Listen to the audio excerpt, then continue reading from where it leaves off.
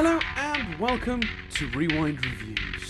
It's that time of the year, Chris, when it's sort of the podcast that goes out between Christmas and New Year's, and I don't know whether to tell people Merry Christmas or Happy New Year or what. Happy. It's like the 27th. I don't know what to say. Yeah, but in some ways, if you're able to sort of get that off work, that's the sweet spot in some ways. That period where you're not necessarily having to do a lot of things. You still got a bit of time to chill. Between sort of Christmas plans and New Year plans. Yes. That's the dream, Yes. isn't it? Yeah. It's the beauty. I agree. Well, we'll put it this way. I hope you had a good Christmas, dear listeners. And for those of you about to experience the new year, hope that's better than the last. Wouldn't take much, I'm sure. The planet's on fire. Don't worry about it. For everyone in the UK, hope you're gonna have a good New Year. Presumably indoors with no heating on. But I hope you've got some jumpers. Indoors with no heating on. And tell me, how many prime ministers till Christmas, Chris? Have you seen someone? So for context, it is Sunday the 16th of October as we record this. Yes. And I think it's I wouldn't normally condone them, but I think it's the Daily Star or the Daily Mail or something. I wouldn't normally promote them. Sorry. Oh, this is great. One of those papers has started, I believe, live feeding a lettuce. Yes. With basically the logic of, will this lettuce outlast Liz Truss? So the idea is, will the lettuce go off before Liz Truss has left office? Yeah. So our new PM, our shiny new PM, not doing so good. For anyone who's not following British politics that listens to this, from where we're sitting, obviously, in October. And if you're thinking, why are you guys recording this in October? We do them about 10 weeks ahead. It's really handy for when we're busy, so that we can not record and it not be a problem and not affect the schedule. So yeah, and then we have to make it up, obviously. But yeah, so it's we're having an interesting time in the UK from the time period we're recording from. But anyway, hello future people. Yeah, so I hope everyone had a good Christmas. It was weird because actually we did a Christmas podcast last week, Chris. That was our Santa Claus one. But because the movie was so bad at being a Christmas movie, which we never discussed, but it was a terrible Christmas movie. No Christmas spirit to that movie whatsoever. I don't feel like we really were like, hey, everyone, hope you had a good Christmas, as much as we probably should have done, because it was a Christmas episode. So I'm doing it now for New Year's. I'm going to mention New Year's so much this week. This movie has nothing to do with New Year's, but I'm going to force New Year's into it any way I can. Keep that in mind. But yeah, so let's move on. Let's move to the film. So the challenge this week for me was that Chris wanted a good one, and that was and I agree. I wanted a good one too, and I think. I did play it risky, and I'm gonna be very intrigued because we chose Hook, Robin Williams classic from Steven Spielberg. But watching the movie, which I thoroughly enjoyed, I was thinking, dear Lord, as much as I'm enjoying this, the pragmatic part of my brain knows that this movie is far from perfect, and I could absolutely see somebody with no nostalgia for this movie, not enjoying it. And when the mandate was pick a good one, I was very worried, Chris, that the magic wouldn't quite land for you the way it does for me when I watch this movie. And that you were going to have a rough time, and I was going to feel real bad for not choosing a good one. Do we want to do... I mean, I think it's the first time you're seeing this. So, do you want me to get my history out of the way, and then we cover how you felt about it? Let's do your history. Yeah, let's do your history first. So when I was a kid, one of my favourite movies was Aladdin, and as a result, I then consumed every Robin Williams thing there was to consume, which meant watching all sorts of weird shit, including that movie Toys. One day we'll do the movie Toys, because that movie has to be seen to be believed. That movie's fucking insane. And even as a kid, I didn't get that movie. I was like, what is this? But anyway, so I just anything with his name on it, I grabbed. And he didn't just make kids movies. He made movies that were family movies. He made some movies that were more aimed at adults. And as a result, I saw a wide range of movies I would have never seen. Now, Hook is not, it's a family movie. It's obviously aimed at children and families. So this one was like gold dust for me as a kid. Like a film aimed at me with Robin Williams in it, who I love to watch, just in general. And I remember sitting down to watch it, not really knowing much about Peter Pan. I'd seen the Disney animated Peter Pan, but I'd never read the book. I still haven't read the book. I'm sure it's great. The author did something really awesome. We'll talk about later with that book, actually, and the profits of it. But the digging this film out the first time and putting it on, not knowing the history of Peter Pan that well, other than just that Disney cartoon, which I'd only seen once anyway, and then just being absolutely sucked into this weird, absurd, magical world. I was just so taken by it. I remember so distinctly the idea of this curmudgeonly lawyer guy from America becoming a magical figure, basically. In a weird way, actually. What a weird sort of coda to the Santa Claus series, actually, now I'm thinking about it. I didn't even put that together as I was watching it. I loved it, and I just thought it was so original. It felt so original. It felt so unique. It felt so creative. It felt so fun. And that's the other thing as well. It's a movie that when you love Robin Williams as an actor, as a child, you love Robin Williams, high energy Robin Williams. You know, being silly, doing fun stuff, running around. You know, like that. You want that as a kid. And when the movie starts with him being a curmudgeon, you ache for the other thing. And again, between the way this movie slowly builds to him not being that, and the creativity of the world that this movie seems to exist within, and its lack of giving a fuck about anything else, because it is plot-wise. I mean, if you wanted to poke holes in a movie, I'm sure there's 100 to be poked here. But I just got swept away in the emotion of it, the character arc for him. And I think tying your story to your character arc so thoroughly, where he literally isn't able to solve the problem until he's grown as a person, and by grown in this way, it's, well, ironically a little bit reverted. I don't know. It was just also original, and I'm sure Child Dan wasn't like, it's just so original. I think we're seeing him, a character arc in reverse is very clever. I don't think I was conscious of any of that, but I think because the movie is so driven by emotions and so driven by character.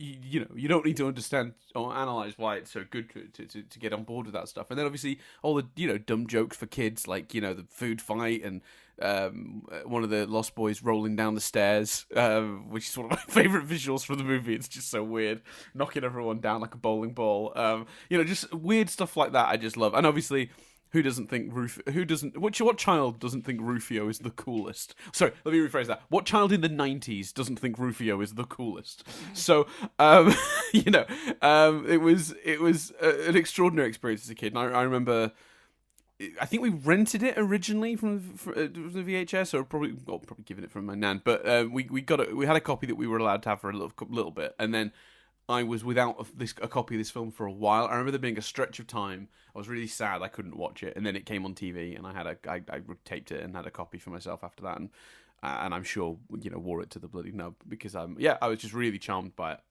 So I'm an easy win for this movie, and I put this movie back on, and even though now with a critical eye I can see it's definitely very flawed, I still have a lot of that.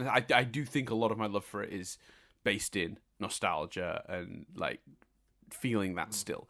So I worried once I sat down and watched it that this was going to be a bit of a Ghostbuster situation for you, Chris, where you've seen it too late in life and it's just the magic won't be there for you. So I'm with all of that said, where do we lie? I think that's a fair assessment, because I think it is. Now, don't get me wrong, I've really enjoyed the movie, and there's an awful lot to appreciate with the movie. Set design, the score, the joyful Robin Williams when he shows up. I think so here's the thing. So I think this movie has been on in the background a couple of times. I definitely have never seen this movie. I definitely have never sat down to watch this movie. And I think you kind of hit the nail on the head. It's not necessarily even a criticism. It's not like I didn't enjoy the movie. It's certainly not like I was sat there resentful of the choice. Far from it. But we have, we've done movies on here where there are certain movies that I think you can at least I've personally experienced on here, where even if you didn't watch them as a child, you can still watch them as an adult, and the flaws don't matter. So Who Framed Roger Rabbit is a great example. I think that movie holds up no matter when you watch it. Like, I loved watching Who Framed Roger Rabbit, was really complimentary of that movie. Mm-hmm.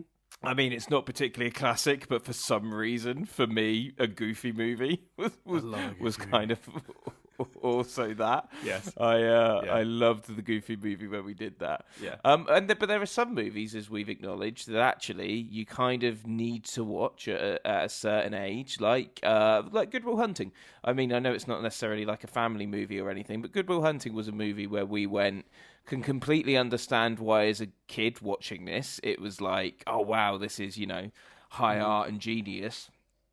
But actually, on reflection, the flaws in it are kind of too much to kind of see past. And you kind of had that.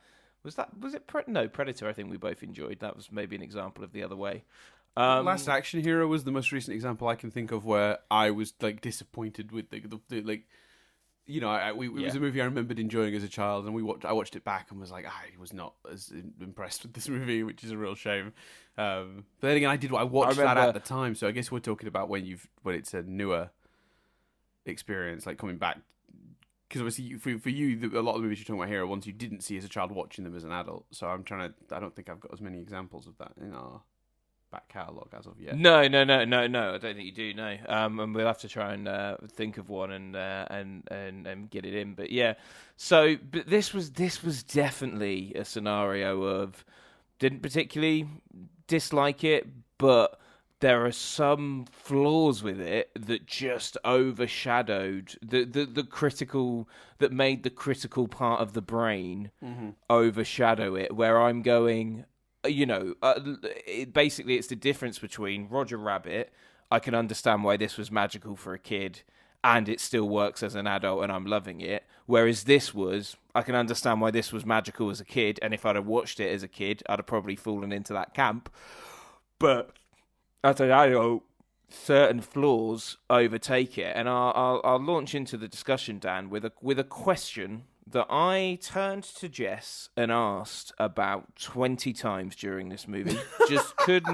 Just couldn't get over it. I just kept turning to her and I kept asking this question. And I know for a fact, because I've got an antidote on it.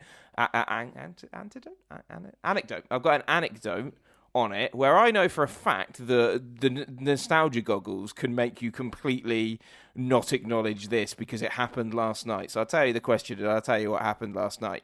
So the question I turned to Jess and asked about 20 times during this movie is a very simple one. And it was this, Dan. Why is this movie called Hook? Why, you think of the poster, you always forget, at least I did, maybe that's just because I've not seen the movie, you almost forget Robin Williams is also on that poster. You think of Dustin Hoffman, and Dustin Hoffman is not a critical poke hole in this movie. Dustin Hoffman is fantastic in this movie. But why the hell it's called Hook and isn't like referencing Peter Pan, the one that actually we spend the time with, the one that actually goes on the character arc. I mean, I've just watched a Santa Claus 3. I'm thinking, well, we're not spending a lot of time with Hook, but maybe at the end the daughter's going to hug him and it's going to warm his heart, and then he's going to be a good guy again. Like, no, literally no version of a character arc. He gets eaten by a crocodile. So why is the movie called Hook, Dan? And what's amazing is I literally experienced this last night. I brought up Hook, and I was with people that had seen the movie as a kid and loved the movie and were like, oh, it's such a magical movie. And I went, but why is it called Hook? And literally a friend of mine turned to me and went, what, did you go in expecting it to actually be about Hook? And I was like, yes, because the movie's called Hook. Like, yeah. I don't think I'm an idiot for that. No, I think that'd be like watching the Goofy movie and Goofy not being in the movie, or only being in the movie a little bit, and being like, it's called a Goofy movie. It's just, it was maddening to me. That, I don't know, and I don't know whether it was to try and separate, whether they, felt they couldn't call it Peter Pan. I mean, the answer is Pan, I think, which was obviously taken years later by another movie. But the movie is absolutely about Peter Pan. Like, Hook goes through no character development, isn't seen for about 40 minutes. I was about to say, yeah, it's about 45 minutes till Dustin Hoffman even gets to play Hook in this movie. Yeah. Yeah, it was bamboozling to me. And don't get me wrong, I think Dustin Hoffman and Julia Roberts give two of the most incredible performances in the movie. And Tinkerbell's on my list as well, don't you worry. But like, oh yeah, trust me. Yeah, in terms of like things about the movie that do not work on a rewatch, as when you're putting aside the magic and analyzing it critically, let me tell you, Tinkerbell is the weakest part of this movie, unfortunately. Yeah, and it's not Julia Roberts' fault. Julia Roberts' performance, Robin Williams' performance, and Dustin Hoffman's performance, and Bob Hoskins, basically everyone is absolutely stunning in this movie. And I can absolutely see that, like, Dustin Hoffman's performance would make you go, yeah, well, it's Hook. But for me, I want the movie. If the movie has a titular character, I expect the movie to be about that titular character. Don't get me wrong, it genuinely isn't my biggest complaint, but it was my biggest question as I was watching the movie. And watching things as an adult, in all seriousness, watching something as an adult with a critical eye, it's those kind of things you're thinking of. And if you spend most of the movie going, why is this called Hook? That does automatic. If you can't get over that affects that's an example of something that I think affects your mindset of the movie that perhaps your mindset wouldn't be affected by as a kid. Yeah, I think I'm thinking, so with Hook, with the title thing, I've got even as a kid I was like confused by the title. I assumed, as I think most people have, it's just to separate it, which is what you said, and I don't think anyone has anything different as a potential. I imagine if I Google it, I'm not going to see much in terms of an explanation for why it's called that. I mean, Hook is the. But in that case, would Peter Pan versus Hook not be a perfect title as well? Pan v Hook, like, or even if they'd just gone like Hook's Revenge or something. Or return to Neverland. Yeah, because I think the thing is, so I think the problem is you call it Peter Pan, and I think what they were trying to avoid was it being assumed to be the story of Peter Pan. So I don't think this is in the trip because it was the movie had a really long development process. So I've not got all these details in the trip because it was just ridiculous. Went on for years and years. Excuse me. But at one point, it was a traditional adaptation of Peter Pan. It was, It was going to be a live-action version that roughly was the story of Peter Pan as told in the book and as told in the Disney animated, the classic Disney animated movie. But at a certain point in production, they were looking to separate it. They were looking to make it its own thing. They were trying to do something unique with it, and actually I think it was the writer's child asked his dad the question, what happens if Peter Pan grows up? And obviously growing up is such a thing about Peter Pan, and he doesn't want to grow up. He stays in Neverland to be a lost boy, to remain a child, and that's like a big part of the mythos of Peter Pan. And the idea that what would happen if Peter Pan finally chose to stay is like, that's really interesting. It's a great idea. So they've latched onto that, but the problem is then audience expectations, right? And there's no winning here because obviously calling it Hook creates a different expectation. But I do feel like calling it Pan or Peter Pan or some, sort of play on that causes a problem in that people would then go in expecting the story of Peter Pan, like the original story of Peter Pan. And this sort of movie acts as a weird... expecting Peter Pan to like turn up before like an hour and 40 minutes or something, right? Which is the other problem. That's not me being like snarky. That's another consequence if you call it Peter Pan. Yeah, we joked that like Hook doesn't show up for 40 minutes in the movie Hook, but Peter Pan wouldn't have showed up for about an hour and 50. So I can sort of see why they were damned if they did, damned if they didn't here. And I suspect if I was putting money on it, my guess would be that they were going to call the movie something like Hook's Revenge, and then were concerned about that title seeming, that's a very old feeling title. It's a very sequel feeling title, and then it was just shortened to Hook. So I sort of see how they got there, but 100% agree with you. And I think even as a child, I was like, it's a weird name for this movie. Like, it's not a very apt name for the movie. But it does separate it from the others. I do think, like, there's been a million attempts over the years to do Peter Pan in movie form, and I'll be honest with you, they're all pretty shit. This is the best version I've seen of it. For sure. And I think somebody could absolutely argue for the classic Disney animated one, but I think I prefer this to that. But again, I'm clearly a biased person here. I have to acknowledge my bias doing this. Well, let's talk about the Robin Williams of it all, because your compliment of it being it being really different to see him being like sort of grouchy and grumpy and then become Robin Williams. Like my reaction to that was, fucking hell, young Dan had a lot of patience than I imagine some kids would have had, because again, if let's argue, so obviously he becomes Pan I think around 1 hour 40, but let's give it its dues.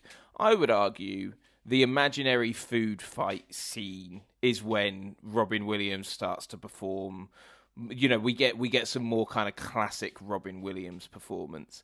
And that is an hour into the movie. And I think it's another thing where, that notion of who do we get to play the Endless Child, the actor who is, in some ways, the internal child themselves. Like, Robin Williams is perfect casting for that, like incredible casting and an incredible choice, and as an adult a big sell. Like, okay, so Peter Pan is, like you say, this boy who doesn't want to grow up. Who have they got to play him? Robin Williams, the man who in some ways didn't want to grow up, and there's such kind of whimsical magic to all his performances, and he's playing Peter Pan. That's perfect casting. He does almost carry a childlike energy with him in his performances.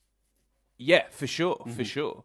So then again, as an adult, were you struck on rewatch of like, oh, we take a while to get there. Like, we've got an hour of Robin Williams' performance no one particularly was ever asking for. Certainly not in a family movie, obviously in more dramatic stuff like Good Will Hunting or whatever. But, like, that really struck me as an adult critique watching it as well. It's like, oh, wow, like, I wonder if in people's heads they remember sort of the ending is so magical. Does that make them forget that actually you could probably take about 20 minutes out of this movie, and some of that is probably the first kind of more bloated half where we don't get Robin Williams able to be full-blown Robin Williams yet, because he's playing a stressed-out businessman for an hour. Well, no, I'm actually... one of the things I was most impressed by on this rewatch was that they really earn the turns by doing a lot of good character stuff earlier in the movie. Like, I think you, as a child, you're right. I think children would probably require a fair amount of patience to sit through this movie on a Sunday morning, But in a cinema, obviously you're forced to. But like at home, in that environment, yeah, you'd probably struggle to get your kids to sit down and watch this. I think that's true. But from my perspective as an adult watching this movie, actually, one of the biggest compliments I came away with was how, like, they absolutely committed to using the time to slowly fall into Neverland, to slowly fall into the whimsy, and also to really do a good job selling me that on this man being a curmudgeonly businessman that's all stressed out and has snapped at his family a little bit, like, and done all these things, because you've got to sell me not just on Peter,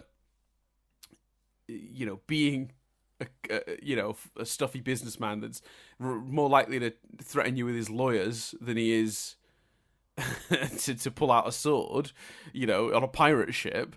And you also need to sell me on his relationship with his son having deteriorated enough that his son would be tempted to to go with Hook at some point. So, which I suppose you've inadvertently hit then on the nail on the head of the things I think you could cut from that kind of first hour, because you need to be sold on the son, but I tell you, who gets no screen time and development? The daughter and his wife.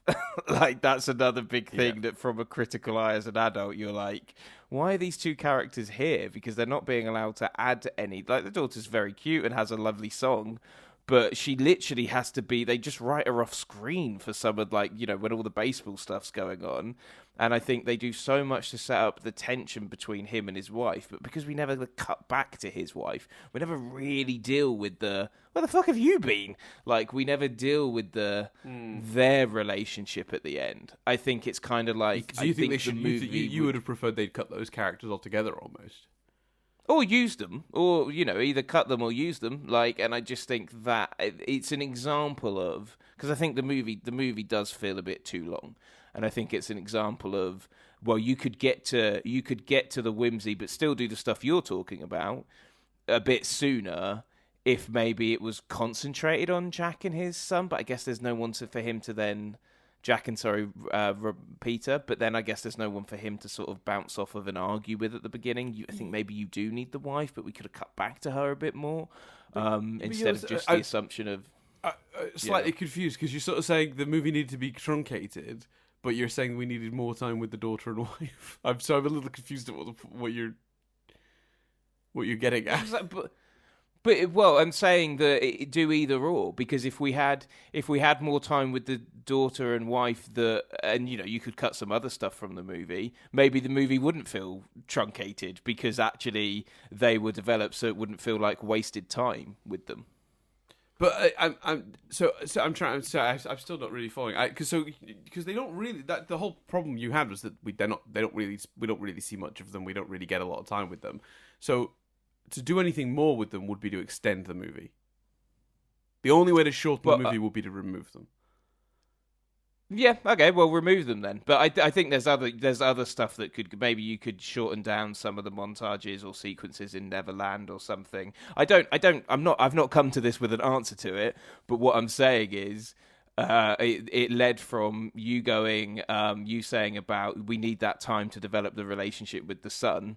My point is, we also develop at the beginning a relationship or character stuff for the daughter and the mother that I think is another issue I have from a critical eye with the movie, because we never really do anything with those two characters. Right, I see. Okay, I'm with you now. So you're saying like the we're not getting a payoff to Jack and his wife. Jack? Did I say Jack? Not Jack and his wife. Peter and his wife. Sorry, yes, Jack's Peter the son. as well. Sorry, my brain just died. It's very early in the morning.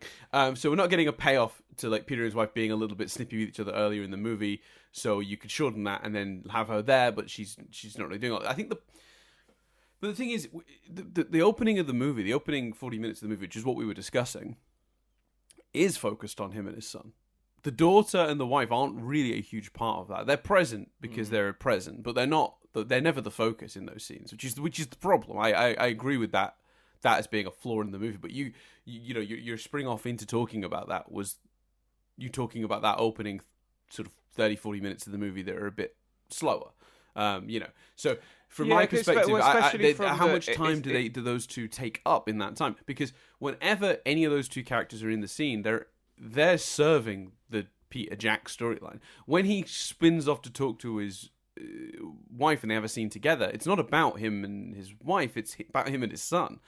It's that's the conversation they're having, I think. So I don't think you could trim anything of specifically those two characters out of the movie. And I understand what you're saying, that you're sort of implying that if you reduced the amount of time we spent developing those two in the middle, they can be present in the movie, but they're not as, you're not setting up stuff you're not paying off. But I don't really think they're setting up too much with either of those characters anyway. Well, do you think the movie's too long? Because I think the movie's definitely bloated and a bit too long. And do you agree with that? And if so, like, which section do you think is too long? I honestly don't think it's that bloated. I don't think you're taking more than 5-10 minutes out of the movie. I think you could take a few minutes out of the movie for sure, but I don't think it is, because I genuinely was absolutely so taken with how much time they dedicated to building it up.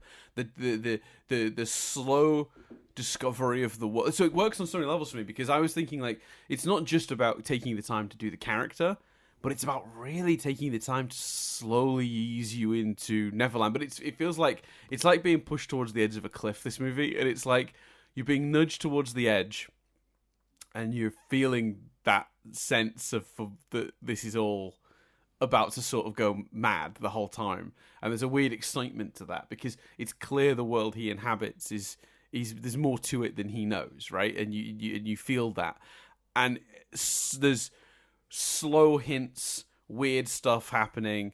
You know, there's mention that Wendy is the real Wendy, and you're starting to go, "Oh, what's the deal with this? What's the logic of this world?" But Peter Pan exists as a book in this world, and we slightly covered that.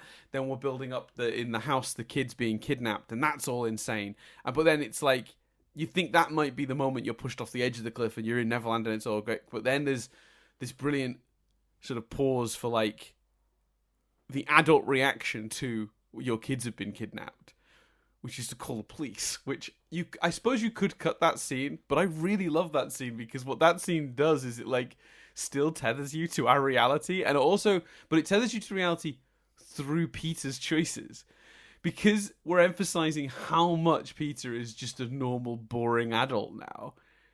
He's not, even when presented with the likelihood of the adventure and the reality that he might be Peter Pan, he's not buying it, and he's just gonna call the police. And I think that says a lot about his character. I think you learn a lot about his character in that moment.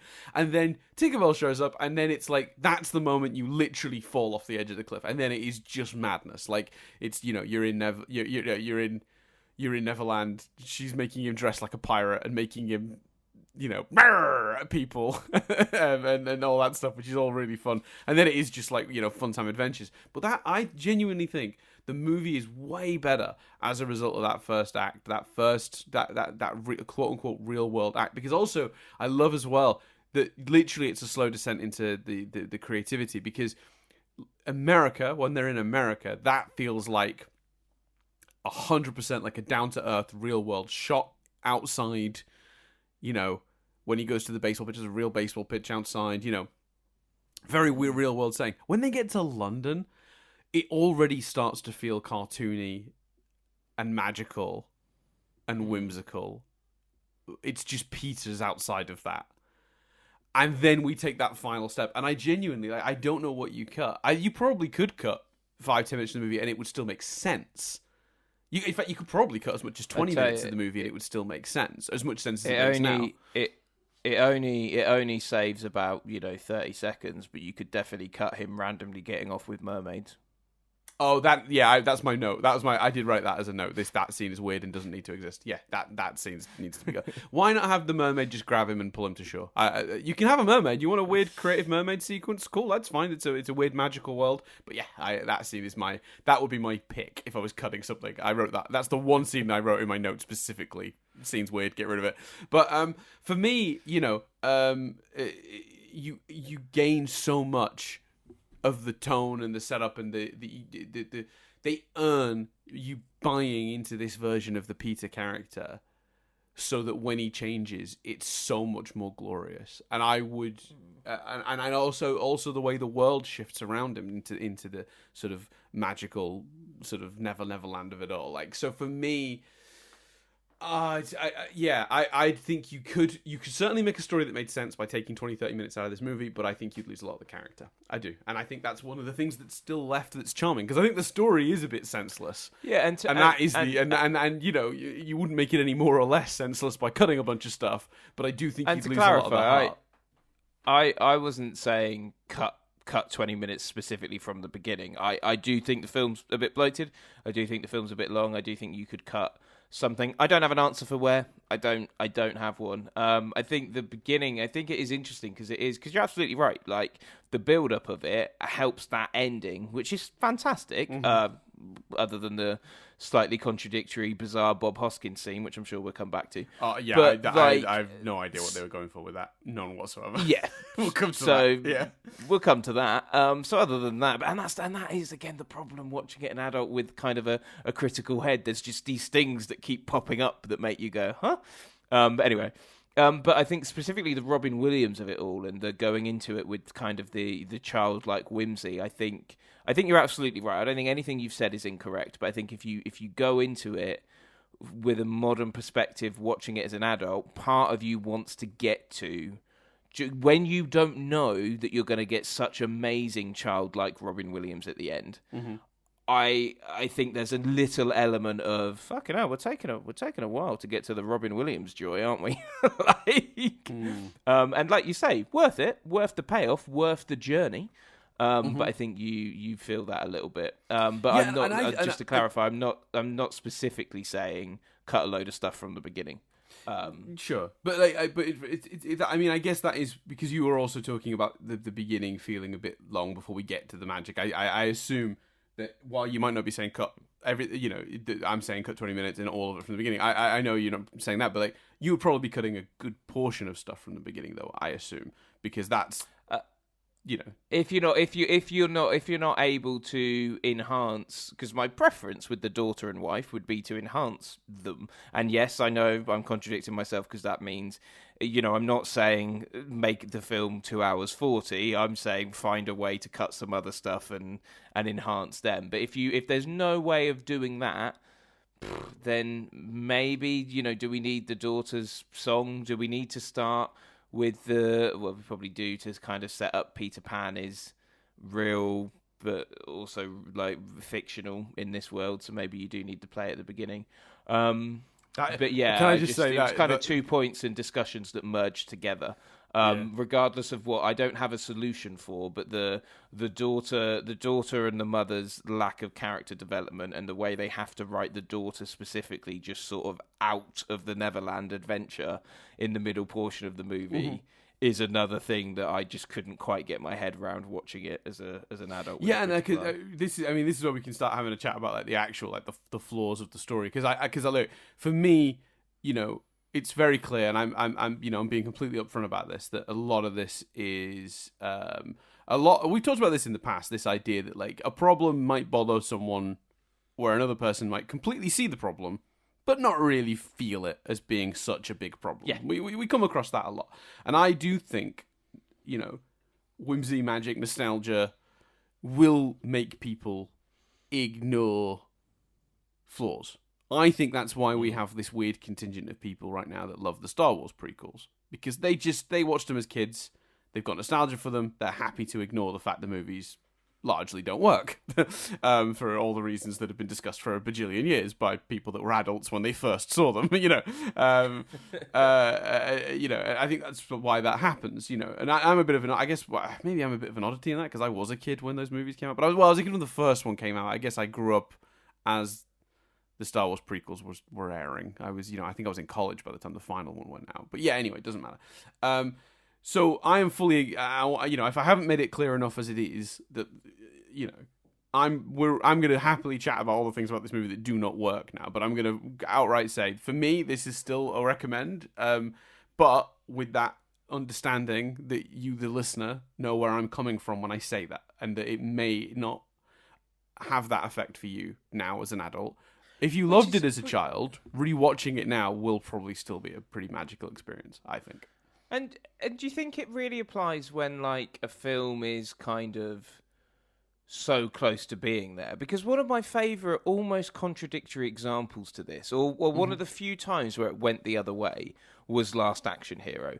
When you had nostalgia for it, but you just had to go, these flaws are too fucking much. But because I had no nostalgia for it, I was just like, these flaws don't bother me because I just having a fucking crazy ass time with this movie and it's fucking weird and nuts. And I love it for that. Like, it's so interesting to me that, like, in that instance, you'd expect it to be me going, no, Dan, take away your nostalgia. This movie's fucked. But instead it was you going, yeah, nostalgia can't save this one. But me going, oh, I don't care because it's just example, so batshit crazy. Which leads me to maybe wonder if we assume these two things are correlated. Your nostalgia blinders, but maybe they're not.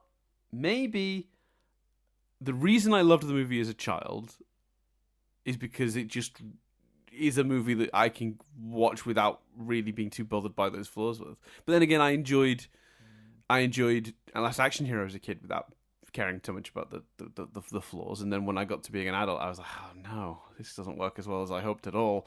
So I don't know. I'm torn. And maybe it's also like. And let's not, it's almost not worth getting too deep into, because sometimes it could just be the fucking day. Do you know what I mean? I could have just been in exactly the right mood for Last Action Hero that day, and on another day wouldn't have had that effect on me. I also do think a movie can earn it, though. I think, for me, this movie is a really good example of a movie that earns its pass, because many of my issues with this movie can be put down to it's kind of a weird magical world where it almost doesn't make sense on purpose in many places. Like, it's supposed to be set like that. It's supposed to be such a strange world that like things aren't going to always kind of like track for you as a viewer of it. Like it's because it's so alien to you. And I think they convinced me of that. And that's one of the reasons this movie gets away with some stuff. Not some of the narrative stuff, not so much, but like in terms of the weirdness of like, does that make sense in world? I think it's job. Also one of those things where sometimes the flaws can so take with Last Action Hero. Mm-hmm. Last Action Hero, in some ways, it's almost quite a modern thing to have a movie just go fuck it. Like you look at look at the finale of She-Hulk. Like, do you know what I mean? There are some ideas of like going, oh fuck it, let's just go completely off the wall. That a huge Marvel Netflix. I'm going to ask you to stop, because I haven't seen the last episode of She-Hulk yet, because I've just worked. That's all I'm saying. I know, but I'm deliberately stopping you there, in case you go any further. But I'm saying the notion of a property, Rick and Morty, the notion of a property just going fuck it is quite a modern thing. Whereas sometimes some of the flaws in things are incredibly unmodern. So, for example. The fact that Tinkerbell is just doing whatever the plot requires her to do in any given moment. The fact that Tinkerbell has a big scene, a brilliant scene. Julia Roberts is fantastic in this movie, where she basically, says to Pan, but I've always loved you, I want to kiss you properly, and all of that sort of stuff. And then at the end, despite no real resolution or showing why she would change, she's all happy that he's reunited with his family and flies off merrily. Like, that just wouldn't happen. I just don't think, and not necessarily, like, it's not necessarily a gender thing. I just don't think you these days, it feels so unlikely. Well, I guess maybe I'm being unfair. There's a lot of bad movies out there. But it just, that notion of just contradictory, unfinished plot lines with a character, I just feel like that hopefully wouldn't happen as much, or maybe you'd recognize it more. Whereas, like I say, there's some sort of madness fun of Last Action Hero that actually feels quite modern. Yeah, and I think this movie, in some ways, if you're putting the movie through a prism that splits it into its parts, right? There are parts and elements of this movie that are so modern, and so I think will have been so surprising at the time. That choice to not do the safe adaptation of Peter Pan and to do this version of it is a bold choice. No. And let's not underestimate this, a brilliant idea. Right. A fantastic 100%. Exploration of the character. What a great way, what a great angle to explore Peter Pan from. What if he grew up? It's so clever and it's so unique, and it's something no one's hit on since. Then in terms of the choice to make this kids movie that could have been absolutely, without question, turned into a pretty, generic but enjoyable, rompy movie, to go, actually, no, we're going to trust kids to get on board with an actual, like, properly developed character arc for Peter, and we're going to take the time to establish him in the beginning of the movie, even though kids are going to want to get to Neverland and see, all the weird joy that exists in, in that location, and all the surreal stuff that comes in the later half of the movie. The bold choice, that feels modern too, to me, because that's, back then especially, they did not trust kids to have patience at all. And I think probably for a good reason, because I genuinely think even today you'd struggle to get a kid to sit and watch this. And I said that earlier, I stand by that. But it still feels like a very modern choice to try and do that, to make a family movie where it's still a real movie. Like, they really did try to make the characters work and, not that weird sort of family movie from the 90s era, when the characters are all really thin and the arcs they go on, you would blow over if it was a stiff breeze, because they're barely there. They're just there to facilitate the adventure, right? An example of a kids movie from that era doing it properly is actually the Goofy movie. That's another one that feels massively modern when you watch it now, compared to the other animated movies of its time, where they really are zeroing in on this dad and son's relationship, right? And you could argue for sure that this movie doesn't necessarily do it very well, or it has its flaws when it's in its execution. But again, that's a really bold, very modern take on it. But yes, something like Tinkerbell, who is such an interesting plot line, because, okay, here's the thing for me with Tinkerbell. I don't know why you choose, when you've already decided, I assume, that Peter's going to be an adult that is returning to Neverland, having gone off, has a wife, has kids. Why you choose a Tinkerbell's in love with Peter plot when that can never be resolved in the way that would be satisfying? Or you would need to have Tinkerbell have a lot of screen time at the end to establish that she's moving on from that, which the movie doesn't give her, or some sort of, moment at the end where she's free of that. Instead, we get this weird, unrequited love story that really never evolves to anything else. And that does feel like a relic of a movie past. I don't feel like they necessarily, this doesn't happen very often anymore. So yeah, I don't know. It's not a great plot. It's not the only example of them doing that either.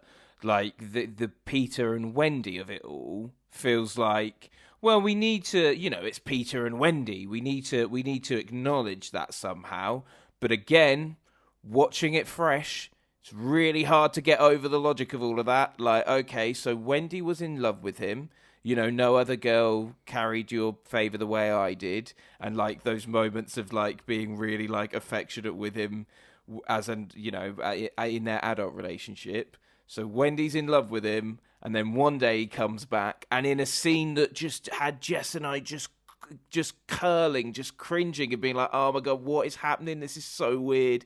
Peter sees her granddaughter, and while she's asleep, decides to kiss her, and that makes him stay forever. It's just so... And part of it feels like, well, we need to do Peter and Wendy somehow. No, not if that's what you're going to do, you don't. And same with what you were just saying with Tinkerbell. Mm-hmm. Like, well, Tinkerbell needs to be in love with Peter. Well, not if you can't resolve it. Not if you can't do anything with it. Just change it. Just don't do that. You've hit on my two biggest issues with the movie, for sure. So Tinkerbell's lack of resolution is one, and I'm sure a writer would come on here and say, well, Tinkerbell, we the whole idea is that it's unrequited love, and that will never be requited. So she's going to have to learn to get. Well, show me her learning. Like, don't leave it at the end, let it all open. Same with this part. I the two parts of the movie, the movie that don't work for me the most are that Tinkerbell resolution or lack of it, and the flashback sequence when he gets his memories back, essentially, and he remembers his story, or he's being partially told it, but partially remembering it as it all comes back to him. So much of that doesn't work. I could pick at that for hours. That one sequence it's just the worst. Like, nothing about it works. The bit where it's a baby that's decided he doesn't want to grow up when he's a top baby in a pram. Oh, yeah. I decided to run away. No, you didn't. As far as I can tell, the pram got loose. Yeah, right. The pram got loose and then no one chased after you for some reason. Absolutely bonkers. Then, like, the fact that if that's the point he was taken to Neverland, shouldn't he have been that age forever? You don't grow up in Neverland. Yeah. So when was he brought back enough to our world, quote unquote, where aging happens, to then then grow, to grow into the boy Peter Pan, right? But then we get the classic Peter and Wendy scene where he comes in and meets her for the first time, and that's fine. On its own, before we get to the bit where he comes back and she's old, that individual moment is fine. I don't mind that we saw that. I guess it's just nice to evoke some classic imagery. So, tick, whatever. But then, the reason he stayed, right? When they set it up earlier in the movie, because it is covered earlier in the movie, Wendy says to him, "You stayed for her." I think, I imagined him visiting the way he used to visit Wendy. Meeting her daughter, going on adventures with her daughter, and eventually loving her enough to stay. Over time. A relationship. The movie confirming that he just sort of Chris Pratt in The Passenger her, where he just sort of saw her and was like, that one. Based on, just seeing her. It's fucking weird. So weird. Weird. It's so uncomfortable. Don't like it. And just again, it's just another example. Because again, I didn't dislike the film. I wouldn't particularly even not recommend it, because there is magic we haven't there. gotten to your position on that yet, because I said earlier I think I still would recommend it with the caveat of the listener understanding where I'm coming from. I'm coming from a place of having loved this as a child, and that might not necessarily reflect them if they haven't already seen it. But for you as an adult, well, you're a much better gauge for those people. What would you still recommend the film? Would you say it's worth watching? We'll come back to that at the end. We'll okay, yeah, because there is a bunch of great stuff I want to talk about as well. But let's get back to covering the things that don't work. So the Wendy stuff. It is an example of just like it really overshadows. When you don't know what's coming, and when you're just watching it for the first time, these things really do make an impact, especially as kind of you've identified Tinkerbell and the Wendy of it all, and that scene with the and it's like, come on, Peter! Like, Peter's kissing mermaids, he's hitting on women in the real world, he's kissing Tinkerbell. Like, Peter's a stud in this movie. Like, it's so weird. And it damages the Mora of it all. It damages it's part of the issue it's part of my complaint about the way his story with his wife is handled, is because he's buggering off and kissing all sorts of mythical creatures in Neverland. Like, yeah, I think a smoother version of this story is one that focuses on Moira being his grounding, his reason to return to the real world, more so than this one does. Because I think, if we didn't show it as being this weird infatuation that it's shown us to be in that weird flashback, you just basically cut that flashback, and instead you stick with the version that's spoken in the movie, which is that he stayed for her. He kept visiting Wendy and her family over the years, and it was Moira that he fell in love with. Yeah, and you basically just do... And I mean, to be honest with you, tell me why she can't be Wendy. Like, why you can't just name her character Wendy? Is it because then it would be too obvious? No, because then it's the timing thing, isn't it? It's because the story is supposed to have taken place when the Peter Pan story was written. So he's still not aging. Wendy is aging, so it can't be Wendy, because Wendy has to be an older lady. Which, by the way, what I love about one thing I very quickly just love about this movie is that it's accidentally made Maggie Smith seem that age for her entire career. She was only, I think, 50 or 50 something in this when they filmed this movie, but they aged her up to be Wendy so they could have her younger in the flashbacks, which is hilarious because it means Maggie Smith has looked like an old lady for me since 1991. Yeah, they did a great job of aging her up. That's kind of how she's looked for the last 10 years. It's really good. It's genuinely some of the most impressive aging up I've seen, because it really does look like what she has ultimately looked like, and I think that's great. I love Maggie Smith in this movie, by the way. She's very charming in this film, but yes. Let's do that then. Let's to get to some compliments, because I think you surmised my issues with Tinkerbell and Wendy very well, and I did. They really did overshadow a lot of things for me. Well, but let's talk about very quickly to tag that. Sorry, I know we said we moved to the good stuff, but very quickly, I think that's one of the reasons the ending of the movie is doesn't have the weight it wants it to, because I think you have on the Moira stuff, because it's at the end of the movie, him choosing to go back and be with his kids and stuff is wonderful, because we've spent a lot of time realizing he hasn't spent a huge amount of time with his family. But having just gone on this wonderful magical adventure, him leaving Neverland, you want to believe why he'd do that once he remembers he's Peter Pan again, right? Because the whole thing of Peter Pan was, I'm not going anywhere. I'm going to be here and young forever and go on adventures and be a lost boy. Whoop, whoop, whoop. You know, all that stuff. You want that, right? But you also got to convince me he's willing to go back to the real world. And the way the movie does that, and the way the movie tries to do that, I should say, is by convincing me his anchor is Moira. And I just...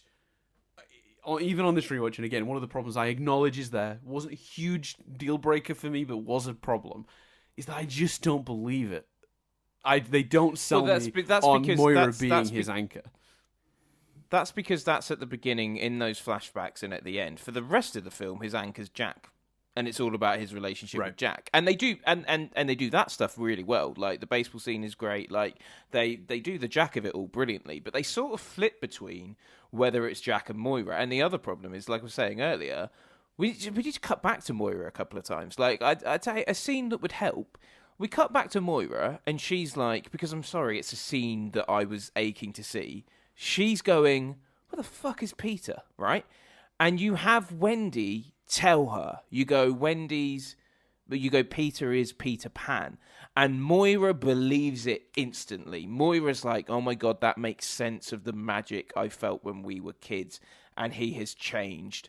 Maybe he'll find it again and stay. And you know, she's like, no, he'll come back. He'll bring... And she's like, well, maybe he'll bring my children back to me. And she's like, no, he'll come back for you, like, or something like that. Just let's just go to them a few times, like, or even just once, and maybe have Wendy and Moira have a discussion. You could even try and resolve some of the fucking weirdness of the situation. And, you know, Wendy be like, he looked at me the way he never looked at you, or some shit. And the scene you've just described is no longer or shorter than the flashback sequence. Yeah. So if you're cutting that weird flashback because that flashback causes more problems than it solves, then you've got time to do that, and the movie's no longer.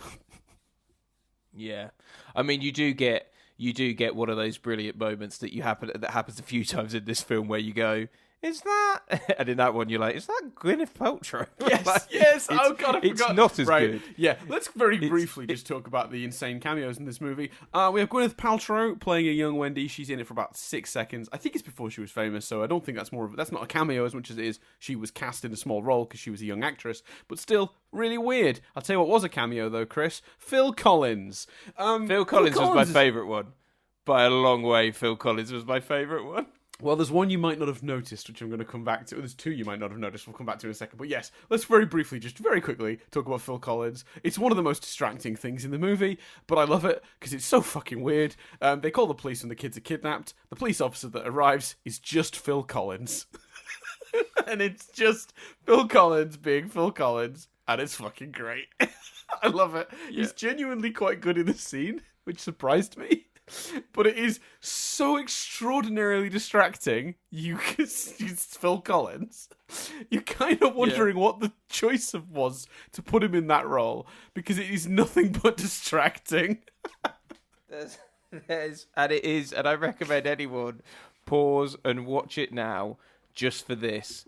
But I put the Honest trailer on after, and I started to switch off because I was like, I've been accused before of like those things influencing my view, so I didn't really pay attention. But there's a bit at the end where they do the starring thing. Oh, does that mean they've already told you the secret cameo? Go on.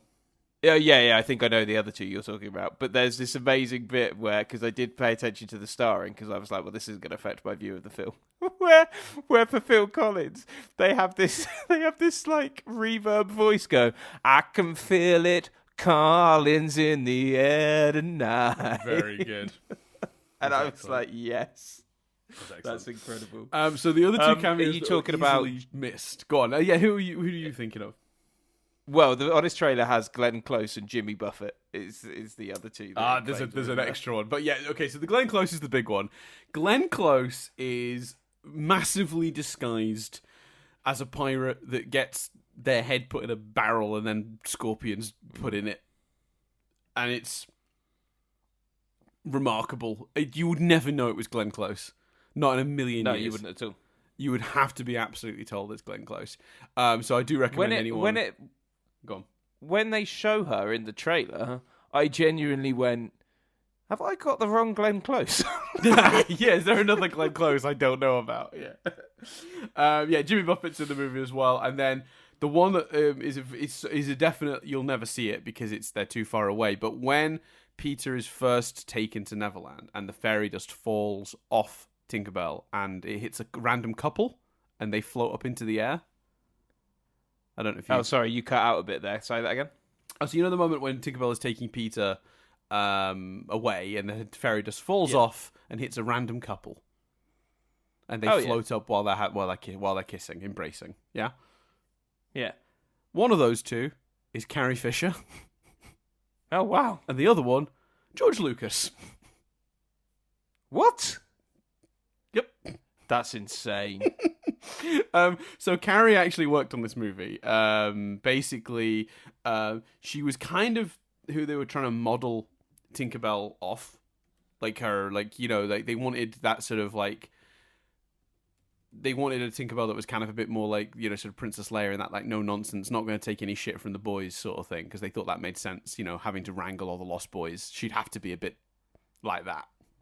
You know, like in that first Star Wars movie when like Han Solo and Luke try to rescue her and she's like, yeah, great rescue, kids. Like, fucking hell. Like, you know, that vibe basically they were looking for. Yeah. But they couldn't get the dialogue right.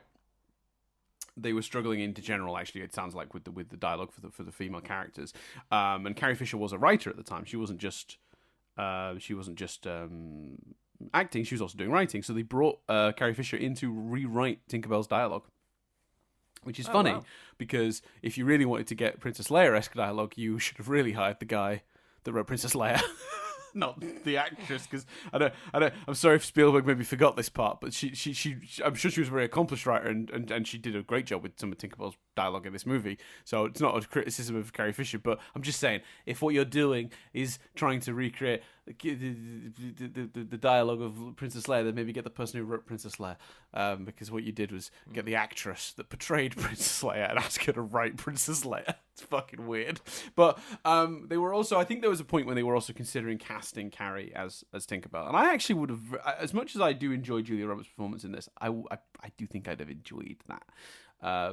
But you know, it's, you know, this is what we got, and I'm happy with it. But yeah, so that's very funny. So yeah, the cameos, there are tons of them in this movie, and they're great. I've just looked up that moment. It's that's crazy. You wouldn't. I mean, it doesn't. Carrie Fisher is so obscured, but George Lucas, once you know, you go, oh yeah, that is George Lucas. Yeah. You can just about see the sort of like iconic sort of like beard look that he's got. So on performances, that for me is one of the biggest, other than kind of, you know, set design and music, because the set design is just so impressive, because it's like, fucking hell, you can tell they made this. It's nuts. But the performances, like, I mean, everyone is stunning. Julia Roberts, brilliant form. Robin Williams, Dustin Hoffman, Bob Hoskins. Everyone is on. Maggie Smith. Everyone is on fire in this movie. It's some of the most consistent, brilliant acting. It's fantastic. As a kid, I don't think I appreciated Hoffman as much, but I was wrong. I think, you know, again, obvious huge Robin Williams fanboy here, so, you know,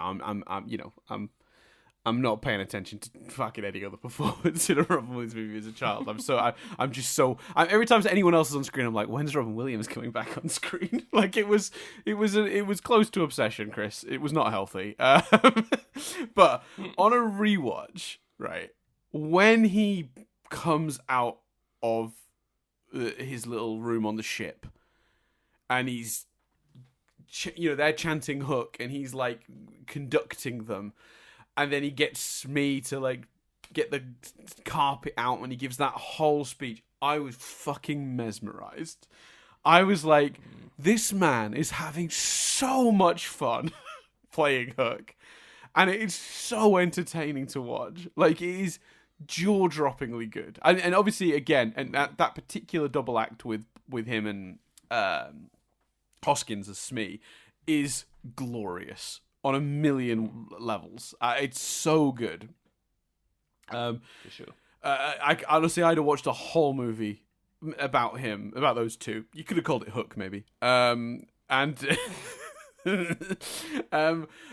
Just going off and doing shit. It's so I'll never get over it. And also Dustin Hoffman's sort of like English accent is remarkable as well. Like it doesn't sound or look like Dustin Hoffman in any real way. He really gets lost in that role, and it's fantastic. It's glorious. He's incredible, and in the hands of a lesser actor, that part is absolutely a caricature, especially because there's no development of any kind for the character. Funnily enough, I think it still is a caricature, but like a really like thoroughly realized entertaining one. Is that it's hard to explain it, but like because I agree with you. In a shitter actor's hands, it just feels like a copy paste. Like I've seen this performance 100 times, in 100 ways.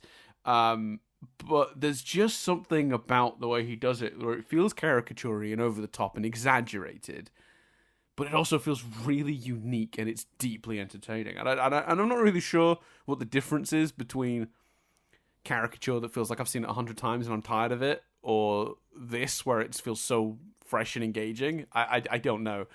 I think it's how entertaining it is. I think it's how much fun he's having, how much he's almost delivering the most nuanced pantomime performance ever.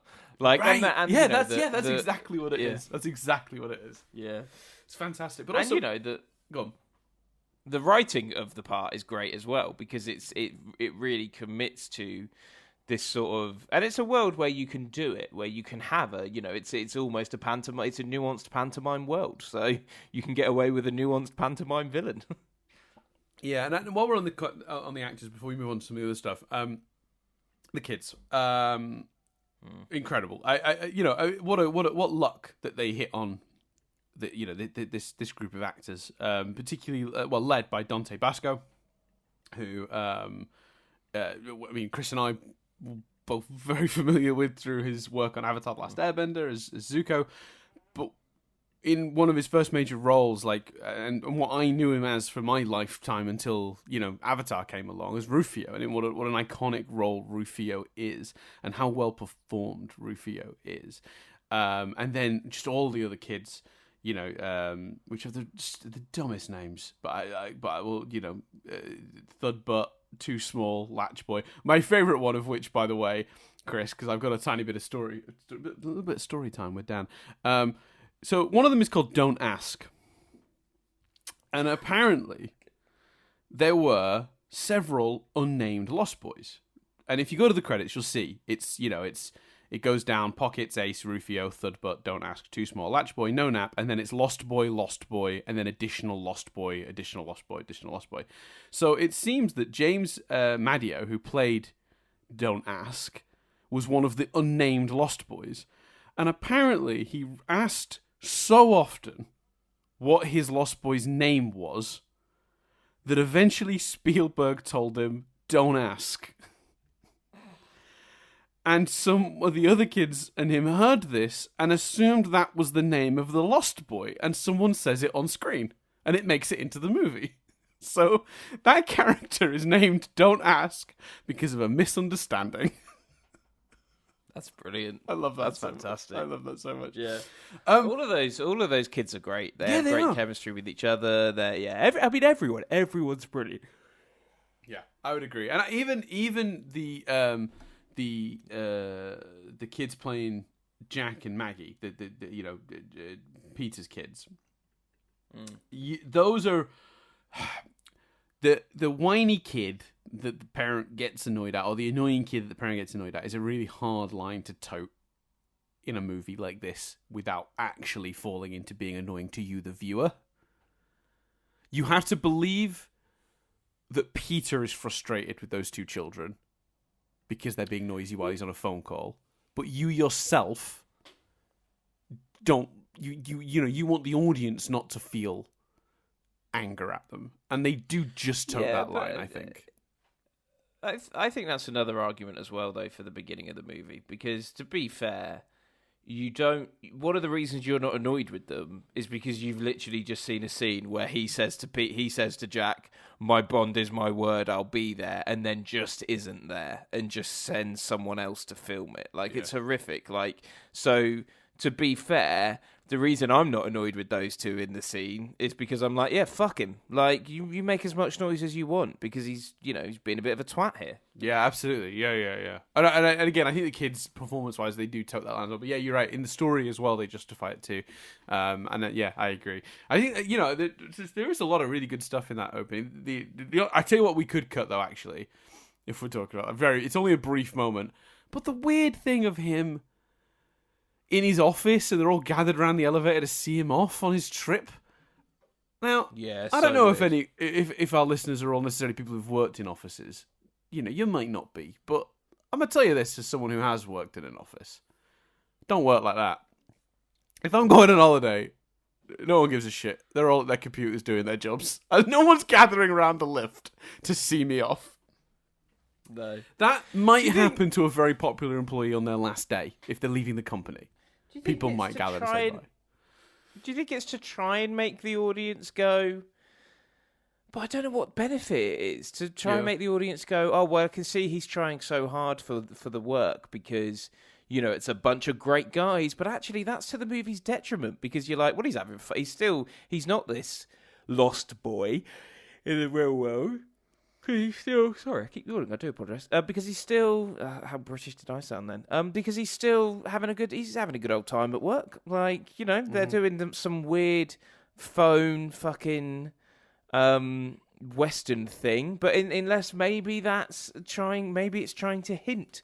Maybe it's trying to go, look at what he's done at work, where he's created like an almost a duel with phones. Right. He is Peter Pan. But it's muddled though because he's never like that with his children. Like, so it's you can't have it both ways. If you want to show hints of that, then do it. But like you've got to do it throughout. You can't do one tiny little hint in the office and then like not again. So I'd maybe cut that. I'd maybe just do the baseball scene. You never see the work where Jack looks over, his dad's not there. The game continues. Jack looks back over. There's a guy filming it, and it's not his dad.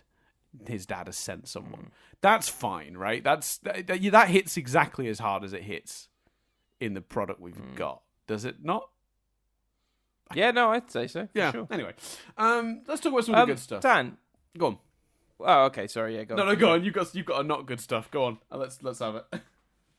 What's going on with Bob Hoskins at the end, Dan? Because here's the thing, right? Yeah. If you want to go, because I appreciate you could go, because let's be honest, a bit fucking weird that Bob Hoskins is able to pull up his dental records. So if you want to suggest that Bob Hoskins can, like, pass over to the real world, fine. If you want to maybe suggest that, if you want to suggest it's all to have kidnapped the children, so we know they can do that. Sorry, say that again? Well, they have to have passed into the real world to kidnap the children, so we know they can do that. Yeah.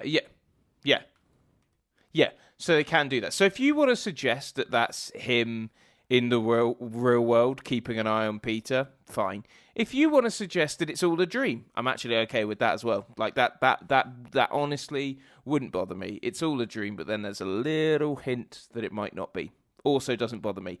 This weird halfway house where that scene doesn't do anything because it plays as he's a real guy that just looks a bit like Bob Hoskins. Like, it's so weird. It doesn't add anything. Part of your brain goes, was it a dream? And then you see Tinkerbell and go, oh no, clearly not, because everyone can see Tinkerbell. So, yeah, cut that. Yeah, cut it because I think, like, if you can't... You have to do the scenes in another order, I think. If you want to give him closure with Tinkerbell, and that final conversation with Tinkerbell, do it in Neverland before you do the rest. Because I think if you do it in another order, where him seeing Bob Hoskins in the real world is the final thing, then you can walk away from it going, that might have been a dream, but maybe it's not. Or maybe that's the magic of Neverland working on me. Because one thing we haven't talked about is this really clever idea that runs throughout this whole movie about how Neverland plays with your memories. Leave it too long, you forget you were there. Stay there too long, you might forget what came before, you know. Like, when he remembers being Peter again, he briefly forgets his children and wife.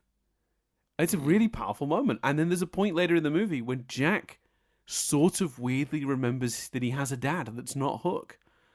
Neverland plays with your thoughts and your memories and things. If we didn't have the Tinkerbell moment that comes after the Bob Hoskins moment, let's just say that conversation that happens with Tink happens earlier, right? 2 scenes before, 3 scenes before, whatever, right? Just before he comes back to the real world, yeah? Then we have him wake up. Smee / Hoskins / cleaner guy is there. Like, oh, did you have a few too many drinks last night, mate? Or whatever. And he's like, could have been a dream, could have been real, who knows? You then, the audience, are in the same position as the characters in this movie who clearly forget about Neverland and question whether Neverland really happened once they're back in the real world. And that's quite clever as an idea. But well, immediately confirming it's all real. Oh, yeah, I guess we'd have to do the marbles thing. Oh, dear. Yeah.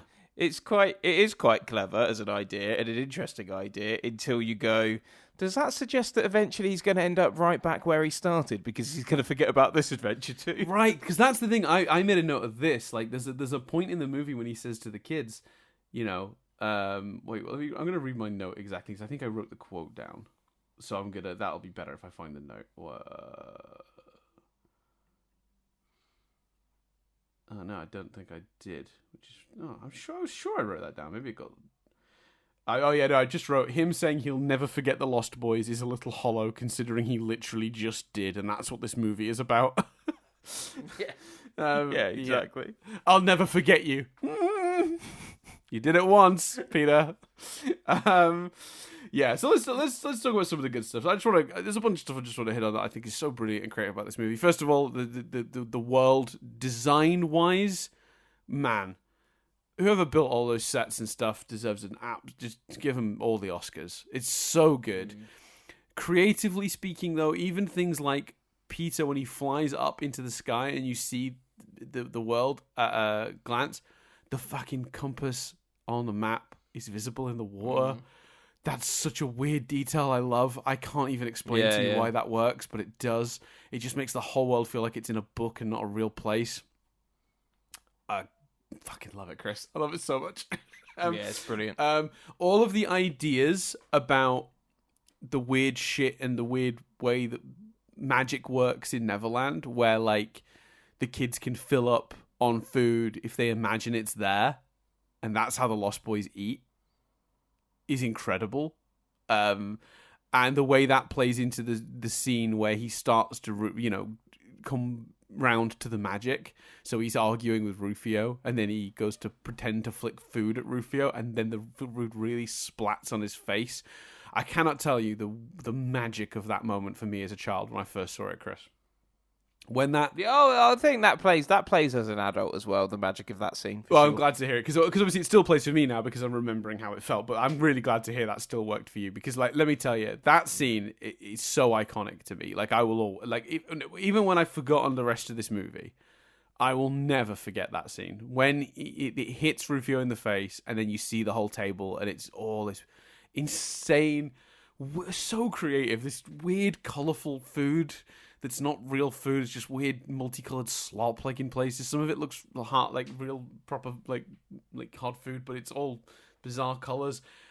Just insane. And then watching them all throw it at each other, and it's just a big goo fight. That's so fun, so silly.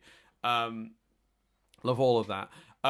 Love just the weirdness of all the pirate stuff. The pirates in this are insane in the best way when they're trying to play baseball and they're just shooting people. And he's like, no, we're going to play by the traditional London rules, so no shooting. Can we refrain from shooting? Just dumb stuff like that makes me laugh and gives me so much joy. And the moment when Tinkerbell's trying to get Peter to pretend to be a pirate, so she's making him yar, and then he yars at the guy, and the guy yars back, but he's like, yar, how you doing? I'm good. Yeah, it's very funny. It's so funny. It's so charming. Basically, any time we spend in Neverland, is just, there's always something weird and fun happening in the sequence, right? You know, And I think that's always, and even the Lost Boys like home base, as it were, is such a weird, charming place to be. It's got all these like sort of skateboard ramps. By the way, hey guys, this movie was made in the 90s. The Lost Boys skateboard. Just in case you hadn't noticed. It's the 90s. Well, no, I mean, no better example than Rufo, is there? Rufio is like the you see Rufio, it's in the 90s, but like they all skateboard at points. Like, there's a bit when he's running around and they're all playing basketball and skateboarding around him and stuff. But the whole design of their weird little treehouse world is really cool as well for the same reasons. It's all very, you can see. It's detail, it's insane details, Chris. There was a point when I paused it just to look at it because I was just like, wait, what? Like, so there's all these like tracks that run around. Like, there's one where it's a track coming in from the left, meeting a track that goes across left to right. Right? No, so it's a track coming in from the top of the screen, meeting a track coming left to right. And when it meets, they don't just like stick into each other. Whoever designed the set went to the trouble of having a piece that has track through the middle and track to the left of it that clearly can move side to side like a railway track being redistributed. You know how the railway tracks, like, they'll slide left, they'll slide right, and that's how they get the different trains onto the different platforms and stuff as they're coming in and out of, like, stations. There's one of those, essentially, built into it. And I just thought, who designed this? There was no need to do that. If the two had just met and carried on, my eyes would not have gone... Well, physics-wise, I think you'll find that you'd need some sort of shifting system there. I wouldn't have thought twice about that. But they did it. They put the detail in. It's just, I don't know, there's something so weirdly charming about all of this world. And also, so, like, the movie just acknowledges how bizarre it all is and leans into that. Like, it doesn't ever pretend like, oh, this is normal. The movie knows this is fucking madness. So I love all of that. Stunning. Another thing I love about this... Oh, go on, sorry.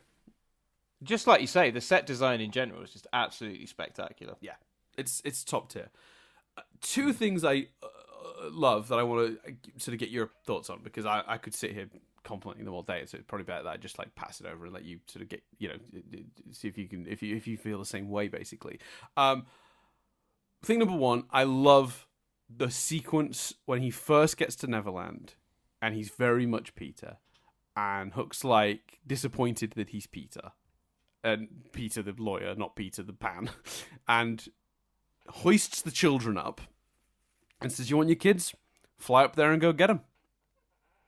And the performance of Robin Williams, but also the performance of the kids, but also the scene in general, how it's written, of him climbing the mast and reaching out, but being scared of heights, is brilliant. Because we're not just getting a wonderful performance from Robin Williams convincing me of his fear, but also his desperation to get to his children. But we're also like the kids they're acting when they're asking, just you we're right here, you can save us. And the disappointment in Jack when he fails to like get him, and how that plays into the overall plot between the two. I don't know. That scene just works on like every conceivable level for me. I love it so much. It's really, really. It's one of the best scenes in the movie, just because it's being both an adventure scene, a comedy scene, because there's that brilliant moment where Robin Williams is like, "I'm scared of heights," but it's also like a really great character moment. It's just like doing everything all at once, and we're getting a bunch of Dustin Hoffman mugging at the camera, doing his whole brilliant Hook thing. So I think that scene is maybe the best scene in the movie. Maybe, I don't know. How did you feel about that scene? Yeah, well, it's just so heartbreaking. Like, it's just so heartbreaking because it's probably the best example. And there are other examples of, like, them catapulting him off and him trying to fly and injuring himself, where you kind of really see how he's not able to be Pan. But that one, especially because the kids are involved, it's a really great kind of villain introduction to Hook. And it's just so heartbreaking when he's reaching out and can't do it and can't reach them. So I think it's really emotive and is a really great, like that's a scene I think where all the best elements of this movie are working together. Like, like you say, we've got that amazing Dustin Hoffman performance, we've got a little bit of comedy from Robin Williams at the beginning, but then we've got that juxtaposition of, so much on the movie, so much of the movie on paper is about he needs to become Peter Pan to save his children. Not a lot of the movie is necessarily about that, especially when we're getting into the realms of him forgetting that he's kind of got to go back for his wife and kids, even though, to be fair, it's the son thing that makes him, it's being a dad that makes him fly again. But it's, that scene really does that idea well. And I think that's a great, excuse the pun, hook for the movie and executed brilliantly in that scene. So yeah, I think that scene does absolutely work. Just clap at your little hook pun. Thank you. Well deserved, I feel. Yeah, Mm-hmm. that's my best work this episode. That's how Chris guarantees his paycheck. Stuff like that. If he doesn't make a good pun at least once an episode, I don't pay him. I don't pay him anyway. It's just... No. It's because he never makes good enough pun. This will be the first time Chris gets paid. But if I can manage 2 puns, I might get a $5. So that's exciting times. Yeah, it's good times. So the other one I wanted to ask you about, and this is I'll talk because I did that thing where I was like I'll ask you about these because I'm ranting too much, and then I was so passionate about that scene and how good that scene was that I ended up ranting about it for several minutes myself anyway. But so the Rufio storyline, like, because obviously we haven't talked about this yet. Rufio heroically dies. How did we feel about Rufio's sort of mini arc of accepting Peter as the Pan, and then his death essentially? I feel like he needed to die. I don't know what him dying added, if I'm honest, because because the movie has to. And I appreciate, the power of a dramatic moment. But the movie, it's one of those, it's why, we've talked about this before, it's why they decided not... Oh, you still there? Mm-hmm. Oh, sorry, I turned my volume down and didn't know if I'd accidentally hung up. It's why we talked about this before, it's why they decided to not have Hulk burst out of the suit in Infinity War, because you have a moment of triumph before defeat, and it's almost the opposite. I think you have this crushing moment of defeat, and then you have to do this whole, hey, we won, Johnny Lost Boys, woohoo! And like when they're sort of celebrating Hook getting eaten by a stone alligator, which maybe we'll loop back to.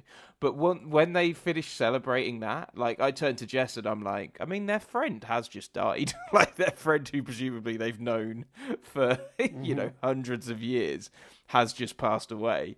I think, him, I can't help, it's beautifully done. It's really lovingly executed. It's a nice notion of tying things back to the themes of fatherhood, etc., and the theme of the lost boys. They don't have those parental figures, and actually, because Peter has learnt to grow and be an adult, he can kind of be the best of both worlds in that moment. But I think the notion of I've accepted you, you're Peter Pan. Tell you what, Rufo, I've accepted you. You're the true leader of the Lost Boys now, is a cleaner way of Peter leaving Neverland than the obvious candidate for leadership passing away. So I think I'd have rather he lived, if I'm honest. Yeah, I do think a cleaner version of it is, like, as you just pointed out, like, Rufio survives, injured but survives, maybe. I'm happy for him to be sort of, like, in jeopardy, but pull through, maybe. And then have Peter hand the sword back to Rufio and be like, look after them, But something interesting, actually, that's fun. The scene where he does hold out the sword and give it to one of the Lost Boys. Apparently, only Spielberg and Williams knew who he was going to choose. Oh, really? So all of the fun little reactions from the kids about whether they might get the sword, and then the cheering and jumping around, like, and that's genuine, apparently. Which I think is very sweet. No, that's cool. That is sweet. Yeah, that's very fun. So I think Rufio in general, like, is a good character because he's intentionally got, like, a thin character arc that he has his place in the story. He helps thrust the story forward. He serves as the voice of dissent within the Lost Boys against Peter's return as, like, I don't know if this guy can do it, or even if that he is really who he says he is, So I think, you need that voice, and he plays that role really perfectly, and he also sort of serves as a I guess it's one of those things where I think it's that logic of like, oh, if it's supposed to be a big war, like not everyone should survive because then everyone feels like they got plot armor. But it's the end of the movie at that point, and everyone has mostly survived because you're not going to kill any kids. So I don't need Rufio to die. But yeah, I think he has a really good role in this movie, and it's like one of those arcs that's like really thin on purpose, so it doesn't encroach on anything else, but it does work for him, and it serves the story quite well. So I like Rufio as a character, and obviously we've already talked about Dante Basco doing a great job playing him. So yeah, big fan. Let's talk about Hook's. Let's talk about Hook's end. I have a question for you, Chris. Mm-hmm. Do they do enough in this movie to explain or make sense of Hook's clock thing?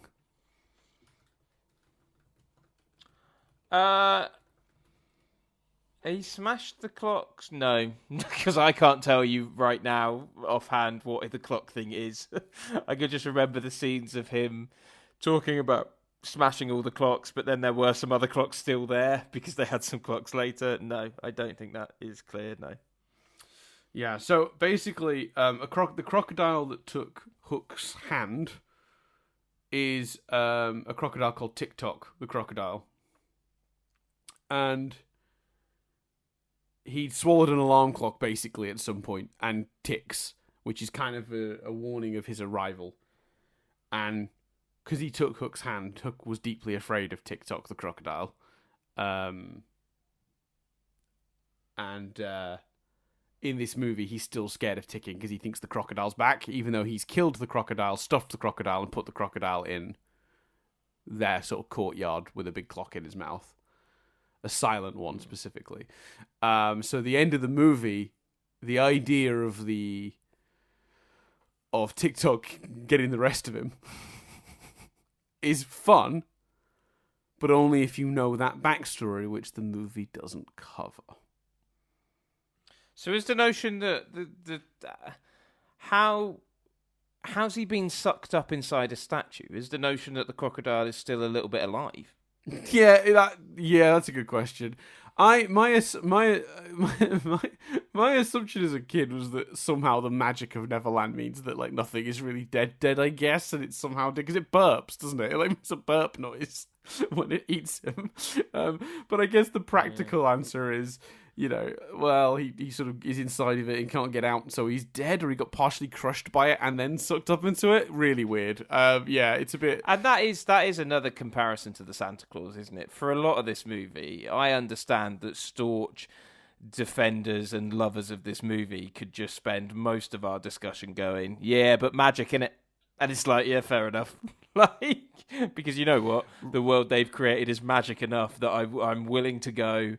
Bit of the alligator survives and is able to eat him. Ultimate revenge? Sure, fine. Like, do you know what I mean? I will let that go more than Tinkerbell and the mum. Sure, but I would say the problem with it, though, isn't I'm with you. On the logic of it, I'm willing to go, okay, fine, it's a magic alligator. It's a magic crocodile, right? But it's TikTok, the crocodile, specifically. It's got this history with Hook. It's the reason he's scared of clocks. It's the reason he smashes all the clocks. It's the reason he reacts so negatively when the small pocket watch that Jack has upsets him. It's a big part of Hook's backstory, and it's kind of an ironic death for him, because this is a crocodile he killed. And this is a crocodile that took his hand. So, how does that work if you don't know all of that? And the movie doesn't explain any of that, really. Not properly. So they hint at it. There's this dialogue that sort of like teases some of that, but it never is outright explained. It's not properly explained. So how is an audience who doesn't know the history of Peter Pan, like enough to know about TikTok the crocodile, supposed to get that information? Just assumed information. Everything else about the world of Peter Pan is explained in this movie to a new audience member. You could watch this movie never having read a single word of a Peter Pan book or seen a frame of that original Disney cartoon. But I don't know how you appreciate Hook's ending without the context. It's weird. It's a really odd choice. Especially because it's not an arc, but it is more completed than I thought then. I still wish there was some sort of, but it feels a little less hollow knowing that the thing that got in the end has been trying to get him for years. Like right. that is actually better to me than Hook doesn't change as a character in any way, shape, or form, and then a big statue eats him. Like, which is how I came out of the movie feeling. Yes, yeah. And I think, like, I guess it's because before that we get the moment where, his wig is removed and he's shown at his lowest. He's like, he's not, he's not the I don't know, he's not this strong man he presents himself out with all of his, like, bells and whistles. He's actually maybe kind of sad and pathetic a little bit. He's made himself the villain to make himself stronger. He's not, he's I don't know. That moment is good, but I like that Peter chooses not to kill him. I think that's good too. Because he did just kill Rufio. I don't think anyone would be too, too fussed if Hook was skewered right there and then. But yeah, yeah. So I love that death, but I bring a lot of information to that death that's not in the movie. So I don't think that death works, not because I don't believe the logic, but because the story doesn't make it make sense. Carry on. Do you think the film also needs, because this is a a world that has been sort of in this sort of endless war for a while now. Do you think is Bob Hoskins' character Smee, did you say? Mm-hmm. Smee, yeah. And the character, the Lost Boy that gets chosen to lead the Lost Boys, his name is? Let me quickly check. He is called Thudbutt. Do you think we need a scene of those two walking towards each other and maybe interacting in some sort of a, right, we're going to do it differently way? Do you think we need to know a bit more? Idea. Yeah, that Neverland is safe. Yeah, I mean, I don't know if we need it, but I would have liked it. Does that make sense? Like, I don't think the movie necessarily aches for that scene. Like, really, like, if they just did that, it would be like perfect. But I would have enjoyed that. I think that would have been really nice to give us it, because when Peter leaves, you do just sort of think, are they just going to go back to war? Are we just going back to what we were doing all along? Is just how Neverland works forever? So yeah, I actually would have enjoyed that scene very much. I think that's a really fun idea. Have Smee and I think I would have Smee and Thudbutt sort of like clock eyes and be like, truce. That would have been fun. I would have enjoyed that.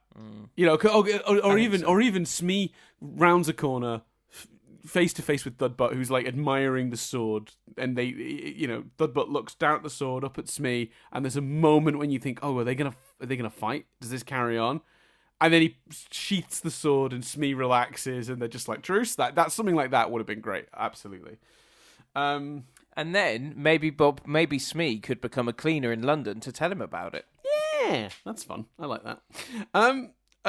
We haven't really credited Spielberg enough here, but it's all shot really well. There's some really beautiful shots in this movie. Particularly, my favorite shot in the movie is the one when Rufio has the sword, swings it at Peter, and it like just comes like millimeters from his face, and they go face to face with the sword dividing them. The shot's like a side-on angle. I love that shot. Oh dear, I tried to find the shot just so I could remember how great it was, and I ended up playing the movie.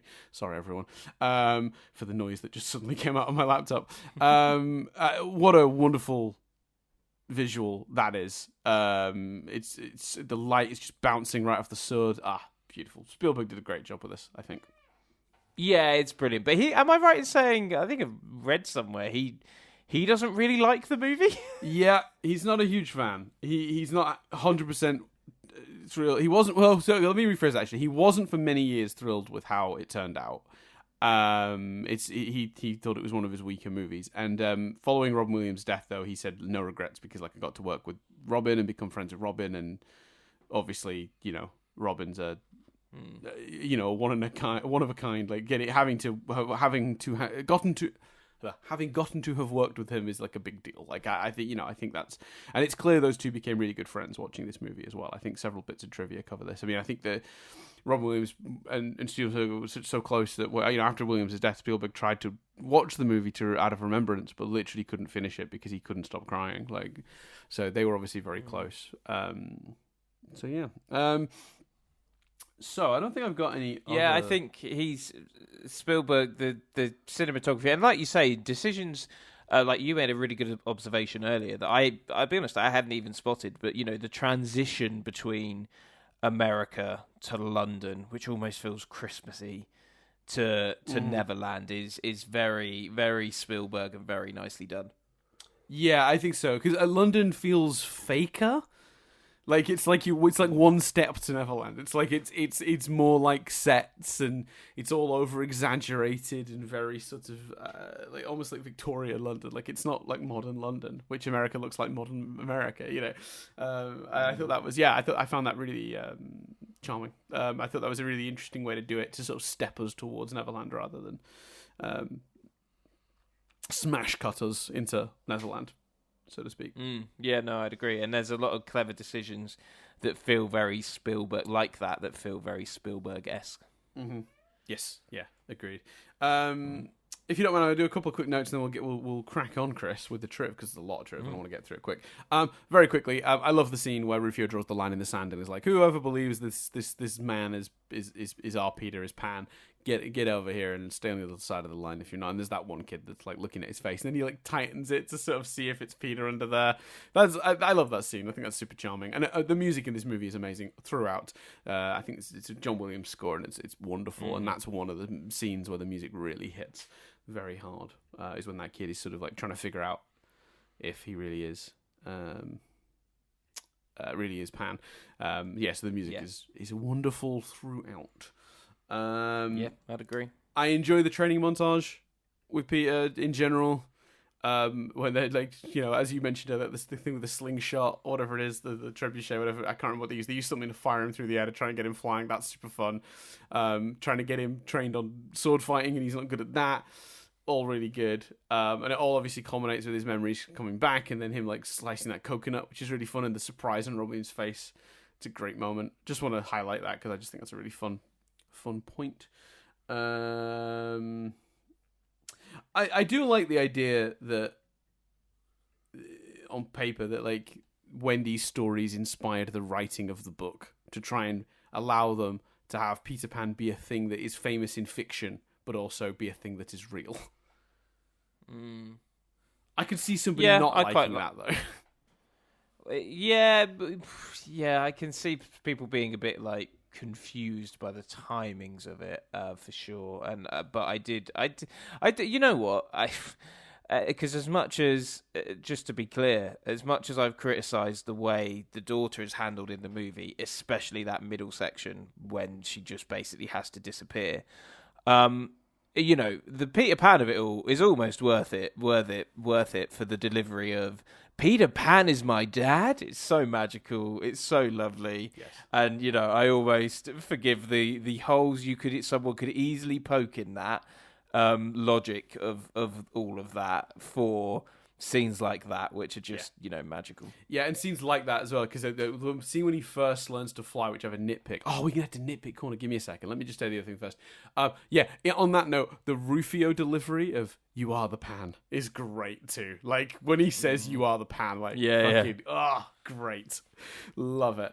And how quickly he lets Rufio come over to his side. He draws the line again. I love that. We do that scene again, but from Pan's perspective now, because he is the Pan. Wonderful. Let's talk about Chris, mate. I'm heading there. I'm headed nitpick corner. I'm going to do it on foot this week. I'm just going straight there. It's going to take about an hour if you've got the time. I'll wander with you. Yeah, no. For sure. We're at nitpick corner. Chris, he's in his pirate outfit from when he was just watching his son play baseball with the Pirates. Yeah. He gets back to where the Lost Boys live. He gets his memories back. He's wearing the remains of that pirate disguise, so he's got like a crisp white shirt on. It's not a crisp white shirt; it's like a white shirt, and it had I think it's like maybe a black waistcoat, maybe. Oh, that's from earlier in the movie, maybe. He's wearing the remains of his disguise. Yeah, for sure. I've triple, quadruple checked this. Then he gets his memories back. And it's a white shirt, black trousers, and like a sash thing. It's just the remains of his pirate outfit from when he was watching the baseball. He puts his hand up in the sky, he cocks his leg, and he flies up because he's got his memories back. He's Peter again. And then we cut to him in the sky, flying through the sun. He's like silhouetted against the sun. And then we see the map from above, and Peter flies into it heroically, wearing his green tights. Where did he get the green tights? Magic in it. I mean, yeah, that's what happened, I guess. But where did he get the green tights from, Chris? Was he maybe he was wearing them all along. Maybe Tinkerbell was like, "Look, you're Peter Pan. Try and get in the zone. Here's some tights for you to wear under your trousers or pirate gear." I mean, yeah, because he's just I've got it here. So he's wearing boots, like black trousers, a white shirt, and then like a belt, like a buckled belt, and that's it. It's just what's left of the pirate costume. Oh man, that bothers me so much. He's just suddenly in the green outfit. Because also, there's a part of me that goes, why couldn't I have to say, it bothered Jess as well. She was like, what the fuck? Right, Like- yeah. Yeah, because, like, okay, you're fine, it's magic. But, like, at the same time, from my perspective, I want the hero moment, right? So let's have him flying around that time in what he was wearing. And then when he shows up to fight Hook later, he's now in the iconic green tights, the outfit. He's dug that up somewhere before they've gone to war. Do you know what I mean? I think that's you just want there to be a cut. You want there to be a cut point where reasonably he could have gone and changed. Yeah, exactly. Perfect. Yes, thank you. Yes, that's what I want. And for all the things I'm willing to forgive this movie for, that one really bothered me. While we're on the subject, very quickly, what did Jess think of the movie on the whole? Did not enjoy it. Yeah. more so than me, because I think she didn't particularly enjoy it because, like me, she didn't watch it as a kid and was just very the flaws were just too much, because I think it kind of works both ways in a way. If you're not, I think she really noticed the flaws, but because she wasn't analysing it critically, didn't necessarily also go, oh, but this works. She did laugh a lot. Like, there's some great one-liners in this movie. But yeah, I don't think she didn't enjoy it as much as me. Fair enough. Here's a point. While we're doing points, Dan, we've not touched upon this. The baseball scene's brilliant. As in the baseball scene in Neverland, it's fantastic. So much fun, full of magic. The run home Jack stuff, home run Jack stuff is great. The kind of the bemusement, like I almost wanted more. I wanted more bemusement from the pirates of what we actually doing here? What is this? But the kind of level we got was great. I thought the baseball scene was brilliant. Yeah, no, I love that scene too, because I like the way it's like it shows Hook manipulating Jack, so it's doing character stuff. We've got Peter seeing that and having all sorts of feelings as a result, you know, and then we've got you know the practical like comedy of it, like that's built into the scene, like because of the pirates being a bit confused by trying to recreate baseball. Like there's a lot going on in that scene for what it is, and I think you're right. It's like that scene we talked about earlier where the kids were strung up, because it's, you know, there's a part of you that's just going like, well, this movie is doing so much at once. It's very good at like being a fun scene in itself while pushing the character stories forward, and that's a great example of that. And I imagine, like, if you were especially an American child, you know, kids pirates playing baseball is such a fun visual and an imaginative idea. Yeah, 100%. Yeah, 100%. So yeah, it's a good thing. Speaking of the baseball, actually, do you think this movie? Because I can't think. I needed to think about this, because I was like, did this start the trend of the sort of crappy 90s absent father? Because this is 1991, right? So you know, Jingle All the Way. Jamie, I'm missing your karate. You know, he gets there and there's the guys hoovering the karate hall because he missed it. We get that shot here where Robin Williams turns up to the baseball game and it's an empty field. You know, you think he might just make it, and then you reveal the field is empty. They do the exact same thing in Jingle All the Way, which came 4 or 5 years after this at least, where, you know, Schwarzenegger gets to the karate hall, you think he's going to make it in time, but then he opens the door and it's empty and there's just someone sweeping or something. Did this movie start that, do we think? Can you think of a movie earlier than this that did that?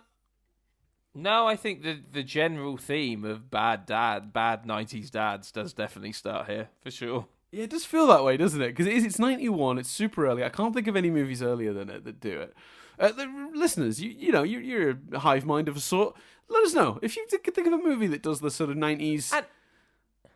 you know, useless dad thing where he's like he's a bit absent. In the past, I've accidentally used the phrase "deadbeat dad," which I've been corrected on in the past is not the correct term for this. Deadbeat dad has a really specific connotation, which I was not aware of. But there we go. We all learn. I will say, Jingle All the Way, though, let's give it credit for something we didn't give it credit for at the time, because the Santa Claus, Hook, these dads partly change as a result of magic and, like, brains being altered in some way. Like, fair play to Jingle All the Way. Arnold learnt his lesson just by going through what he experienced. Yes, you know. True. True. Out of the three of them, potentially, the changes in Arnold are the only one where it's sticking. Yep, yeah, I would agree. Because Peter's going to forget, and the second that, Scott isn't Santa anymore, he'll go back to being what he was before. 100%. Yep, no, very much agree. Let me flip through these last couple of notes, because I'm looking at the time and I'm worried because we've got a lot of trivia to get through. So Wendy says that Peter has become a pirate because he's ruthless at work. I thought that was a fun little moment when Wendy's all like, "Oh, so you become a pirate, Peter?" I thought that was great. I enjoyed that. It's just a little fun little thing. I think the scene when Tinkerbell goes big and is rejected, when she kisses him, is brutal, but actually needed. And I think what's really interesting about that is, she goes to kiss him, he says Moira. That's a wonderful scene as a stepping stone on an arc for Tinkerbell. It's just a shame we don't get a scene following that really wraps it up. But assuming the movie had a scene, I would like that. Yeah. Assuming the movie has a scene that wraps it up at the end, dear Lord, that would be a powerful story, because that is a great moment. That scene is wonderful. Yeah, I would love that scene more if, in retrospect, it isn't countered by not being followed. I completely agree. Yeah, it's a wonderful scene. It's a really creative idea. Have her just grow big for a brief moment and have that chance to have that experience with Peter, and then it being sort of from her perspective ruined, but from his perspective, it's like his memory. It's like his memories merging. It's like the Peter we've been with the whole movie and the Peter of the past come together in that moment. It's great. Love it. In the battle sequence at the end, all the creative, weird fighting is fun. Like seeing the Lost Boys go toe to toe with pirates, just doing really weird, fun, creative stuff. Like when Third slams on that plank and sends the guy flying up, or when he rolls down the thing. There's just loads of weird little stuff happening. I feel like you could probably watch that battle sequence a few times and see different weird stuff happening in the foreground and background that you've not noticed before. So I really enjoy that. I think it's a fun sequence. We talked about that. We've talked about that. Actually, no. Look at that. Oh, yeah. I think Peter choosing his children rather than continuing to fight Hook in an earlier moment in the battle is a really good moment, because so there's a point when Rufio and Peter reach Hook, right? And they're gonna fight Hook, and then the kids scream from somewhere, and Peter's like, "Yeah, screw my weird rivalry with this guy. I'm gonna go get my kids." And that leaves Rufio to fight Hook. Now, it's why Rufio ends up being killed, but it shows, even before the end of the movie, that Peter's got his priorities straight again, and it shows it by making him make a decision in the context of the story. And that is how we demonstrate characters have grown. And I like that very much. That's very good. Yeah, I completely agree. Subtle, but a good moment. They don't put too much of a hat on it, but yeah. All right, so Chris, I'm conscious of time. Let's triv it up. There we go. I'm gonna give you some trivia. I don't die inside every time I say that now. I've pushed through. I'm on the other side, which I'm very glad about. Yeah. Right. Writer James V. Hart credits the inspiration for this take of Peter Pan to his young son, who asked one day what would have happened if Peter Pan had grown up. And that sort of got his brain thinking about all the different permutations of that, and then landed him on this story about, Peter and his children. Peter's backstory in the movie is loosely based on the book. Peter Pan is in Kensington Gardens. That's the specific story that they took a lot of inspiration from. It's actually the first book from author. It's the first book from author J.M. Barrie. So it specifically uses some of the elements we didn't like are in this, specifically the use of Peter managing to run away from home as an infant, meeting the fairies, discovering that his parents had another child when he briefly returns. That's all borrowed from his original origin from that particular book, Peter Pan in Kensington Gardens. So there you go. Kevin Kline was originally set to play Peter Pan, but had to drop out because of the movie Soap Dish, which had major shoots, rewrites, and took much longer to complete than expected. All I'm going to say is I'm assuming Kevin Kline, some regrets there. I'd forgotten the movie Soap Dish existed. Kevin Kline would have been a great choice, though. Yes, I think he could have done that well. Yeah, I agree. I mean, obviously, I'm always going to choose my boy Robin, but you know, I don't think it would have. I think that would have been a good performance. I think that would have been a good role for him. So, David Bowie turned down the role of Hook, which is interesting. Oh wow! I think I would have enjoyed that. Obviously we talked about how much I love Hoffman's performance here, but that is particularly interesting potential alternate casting. Also considered. But do you think in some ways, do you think in some ways we I know it's a completely different character. I haven't actually seen this film, but do you know the vibe I get is that in some ways we got that with Pan's Labyrinth. Yeah. Did we not? Yeah, no, you mean Labyrinth, not Pan's Labyrinth. Yeah, Labyrinth. He's great in Labyrinth, and he does play a sort of villainous character of that sort. It's a different vibe, but I could see Bowie actually not doing this on the grounds that he'd done a villainous role in a family movie like that. So yeah, I think it wouldn't surprise me to discover that's why Bowie turned it down. But yeah, interesting still nonetheless. I certainly Rick and Morty portal gun into another universe where that happened. I would be curious to see it, but yeah, I'm glad we got. Let's see Bowie and Kline in the portal gun. Yes. Yeah, well, you might be interested in some of these other alternate castings as well, so I'll run through a couple. So they were also considering Donald Sutherland and Christopher Lloyd for Hook. Not as convinced on either of those for Hook, personally. Lloyd is an interesting one because of how good he was as Doom in Roger Rabbit. But yeah, I think I'm sticking with Bowie if we're going to an alternate reality. There was also a world where they considered Tom Hanks to play Peter. Yeah, that'd have been good. Yeah, Winona Ryder was considered for Tinkerbell. I think again with Hanks, Big does cover it as well. To be fair. Yes. Yeah. Agreed. Yeah, and Winona Ryder as Tinkerbell, I think would have been nice. I think she's got a. I mean, I don't think it would have been better than what we had. But I like Winona Ryder. I think she'd have done a really good job. Even if I think I would have preferred what we got. Other options for Smee were Danny DeVito and Joe Pesci. Also great choices. I love Bob Hoskins, but obviously those are two also very, very talented actors. And this one's my favourite alternate casting because it's such a strange thing to think about. A very young, not yet at all famous, Leonardo DiCaprio auditioned for Rufio. It would have been great. I'm sure he would have been brilliant. Yeah. I think he was 16 at the time. Well, actually, strictly speaking, according to the trivia as I looked into it, because I tried to verify that one, they confirmed that he auditioned, and based on his age, the only role he could have been... He was too old to be playing Jack, and he was too old to be a Lost Boy, but he was too young to have been any of the major roles that are adults. So the only role left, basically, that would have fit Leonardo DiCaprio based on his age at the time was Rufio. So they know he auditioned. They don't know 100% which role he auditioned for, but the assumption is Rufio based on his aging.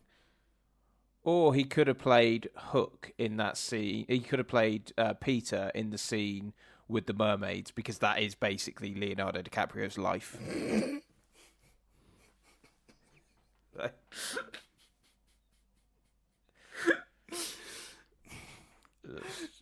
My assumption. Where do you go from there? You've given me no road, Chris. I can't. Nothing I say now is gonna be moving on.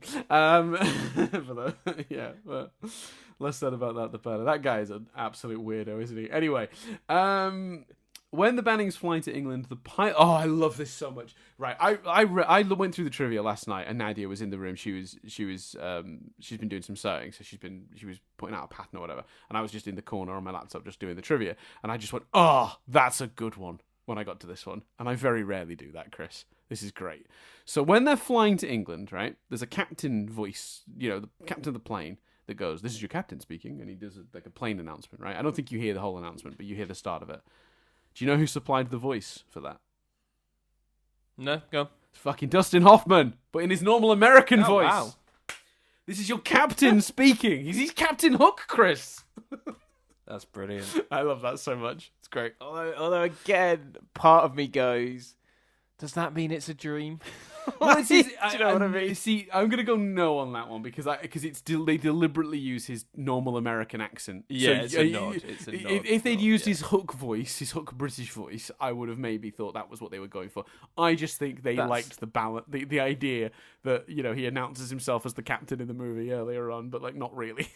Just Well, that is almost like the ultimate example of a true Easter egg, isn't it? right. Yes, exactly. Correct. Yes, that's a really genuine Easter egg. It's great. I think that's fun. We've already talked about this, but And also means he's technically in the movie before like the 45-minute mark. Yeah. Yeah. So Carrie Fisher did some uncredited rewriting on the final draft of this screenplay. According to her 2019 biography by Sheila Weller, first assistant director Bruce Cohen reported that Fisher was mainly hired to polish Tinkerbell's lines, although she did do other things in the script as well. One exchange of dialogue Cohen credits to Fisher specifically are the lines when Tinkerbell says, "You know that place between sleep and awake, that place where you still remember dreaming. That's where I'll always love you. That's where I'll be waiting." That is a great line. Yeah, that's brilliant. So 10 points. 10 points there. We've covered that one. I'll skip that one. We covered that one too. Dear Lord, I snuck a fair few of them in this week. Actually, it seems, which is helping. Bob Hoskins would alleviate stress for the many people on set because it was quite a busy set, a lot to wrangle, children as well. It was so he would often. Funnily enough, because obviously he struggled on. We talked about this. He struggled on the set of Roger Rabbit and was a bit of a grouch in places because it was acting against all those not real cartoon characters drove him a bit mad. So it's lovely to hear that on this set, what he chose to do, Chris, to relieve tension when everyone else was having a rough time. Can I ask what you're doing on your end? Because I'm hearing a lot of noise.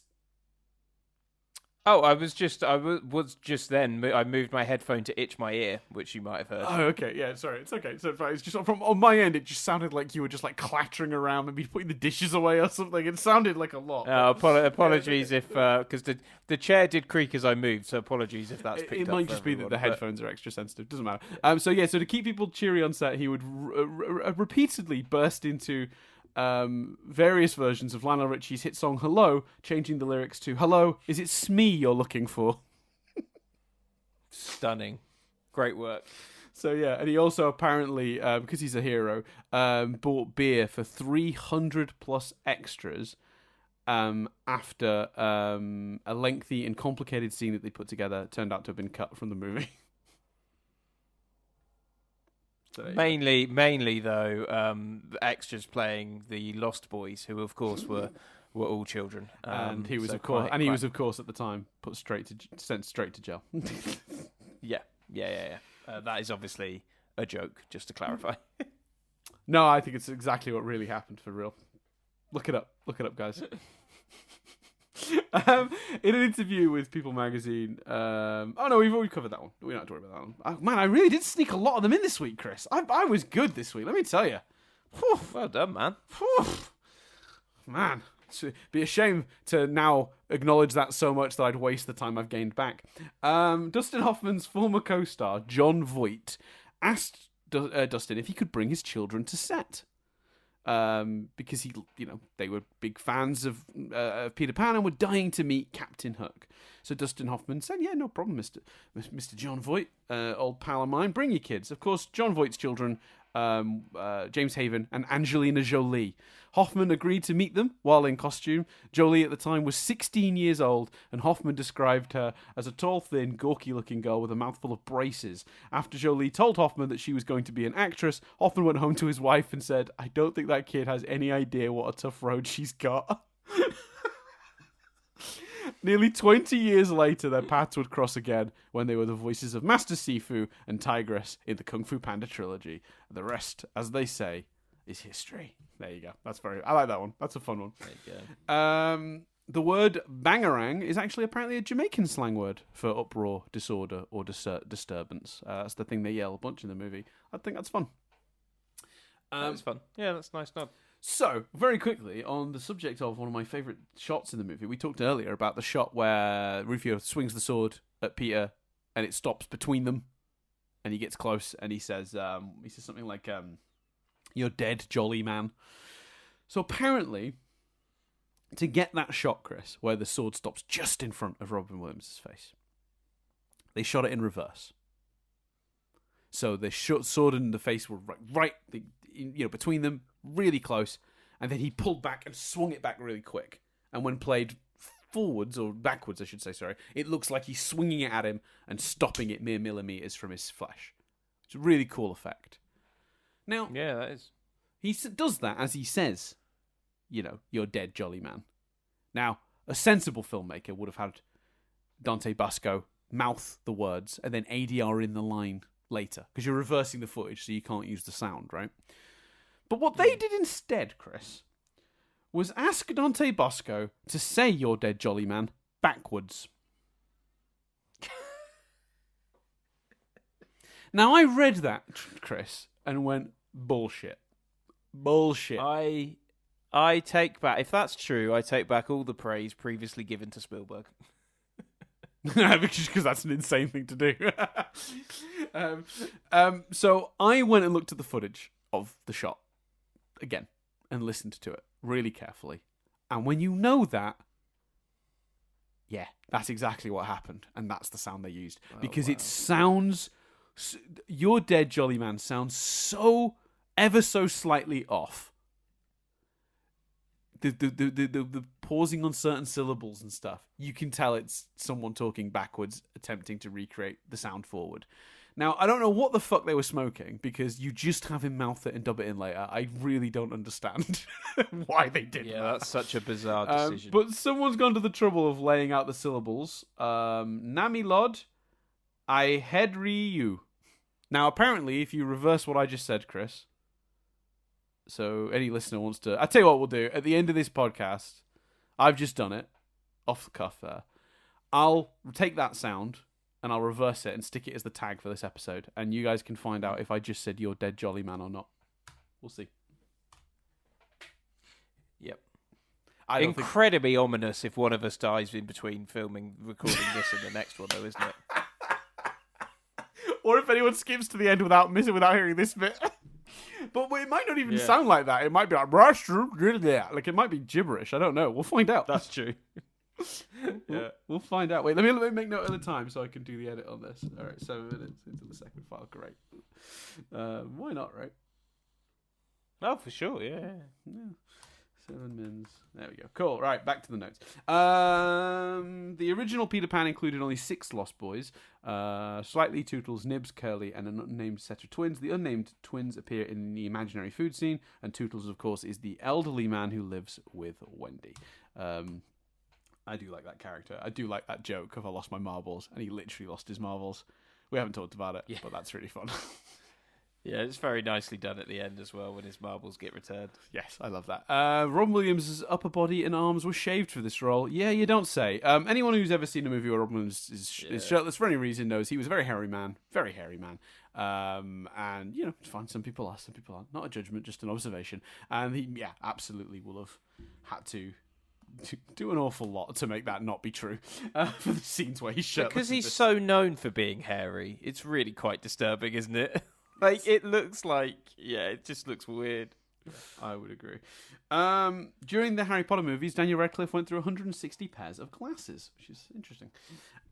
In the shot where Captain Hook's hook is fitted onto his arm for the first time, and you get that crazy flicker effect, apparently that was achieved using a rare single-use flash bulb, and therefore they only had one chance to get that, one take to get that shot right.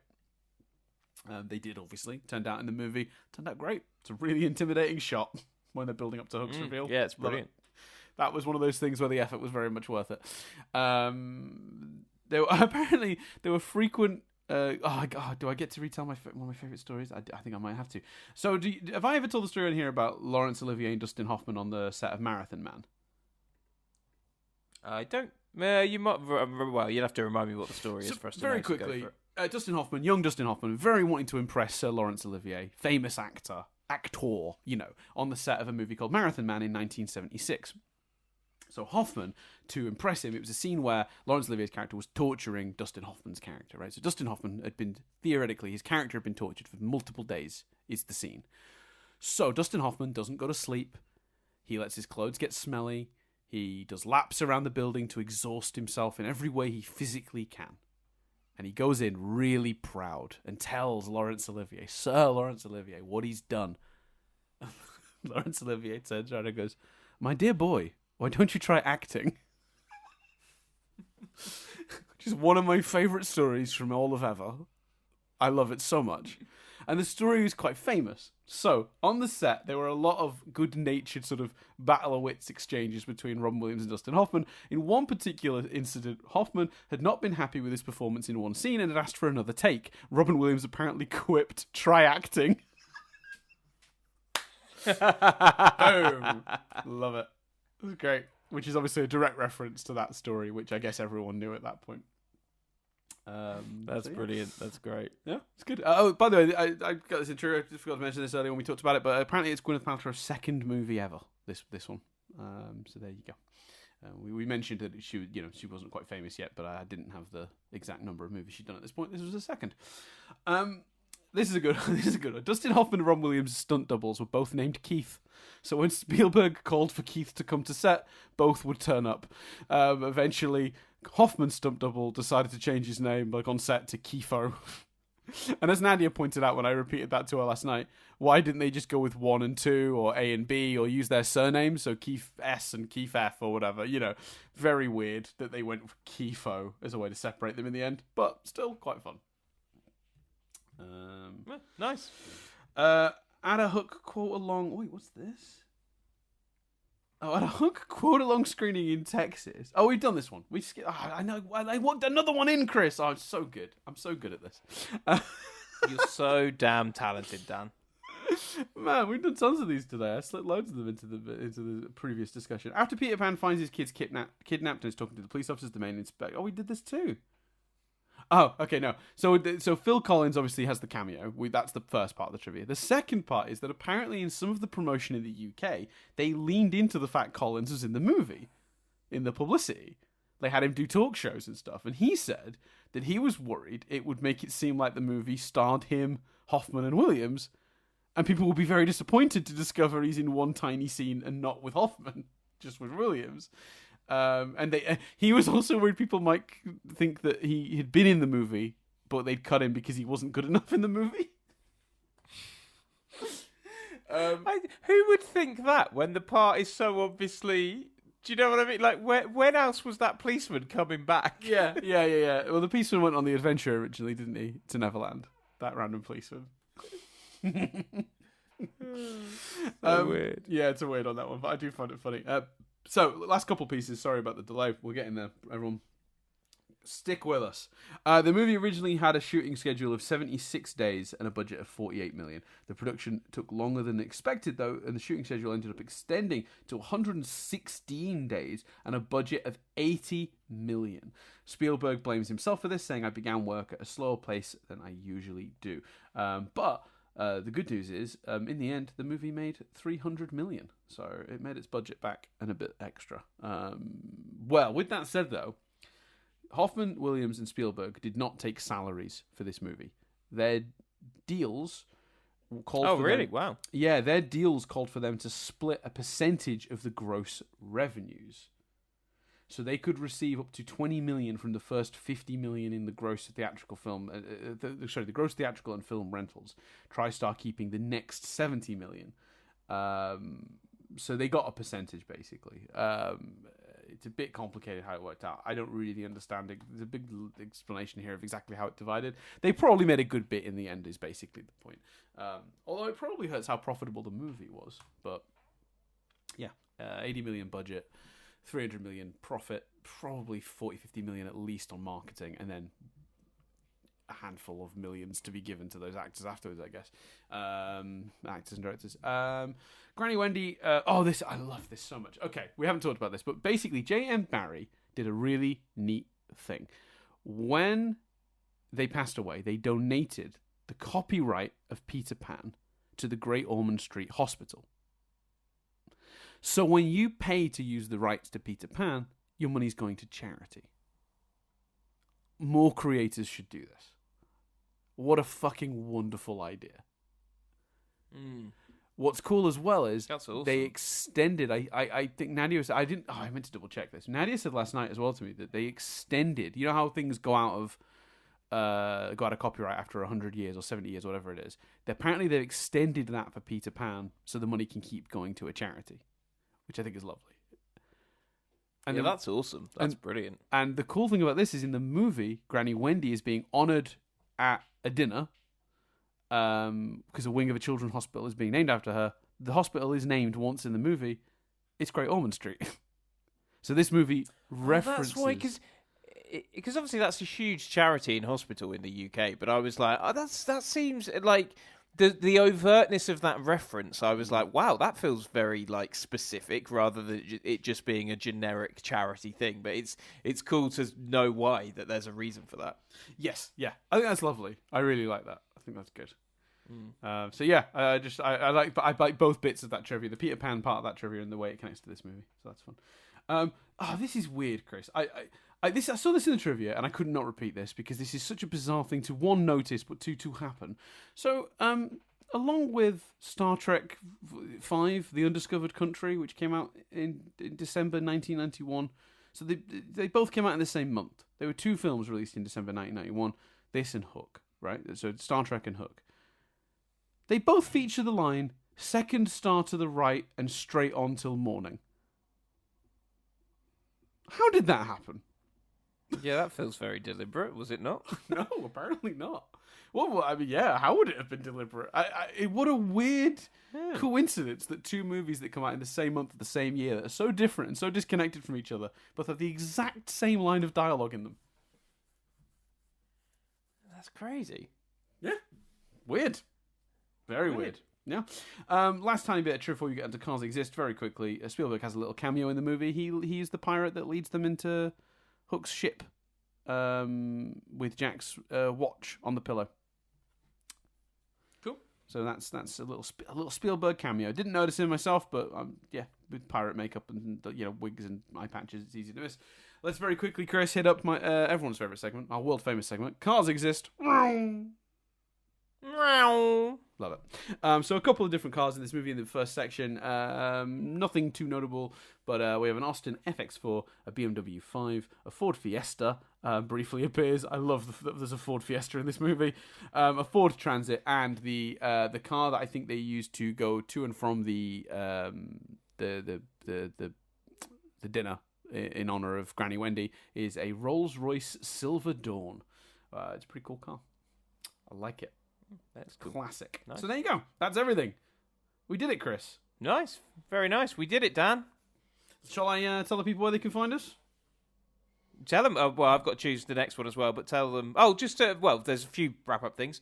One, I would recommend this film. I think some films, no matter if did it land for me the way it would have landed for Dan as a kid? No, absolutely not. But some films, their classic status, and actually in this case, the set design and the performances and the music alone make this film worth checking out. I think, especially if you've got kids that are exactly the right age. So yes, I would recommend this film to wrap that up. And then do you want to tell the people where to find us, and then I'll say where we're going next? Sure. Yeah. So very quickly, I'll speed through this week. Patreon. You can support us with as little as $1 a month. You get episodes of this and that, analysing Avatar a week early. So that's patreon.com/nothingbutstatic UK. You can also get us on YouTube, youtube.com/nothingbutstatic. No, sorry, Patreon is patreon.com/nothingbutstatic. YouTube is youtube.com/nothingbutstatic UK. You can get us on Twitter @Dan Doolan, @C Billingham, and of course @nothingbutstatic without the G. If you'd like to send us a message that's longer than a tweet will contain, you're welcome to go and send us one of those old emails, mail@nothingbutstatic.co.uk.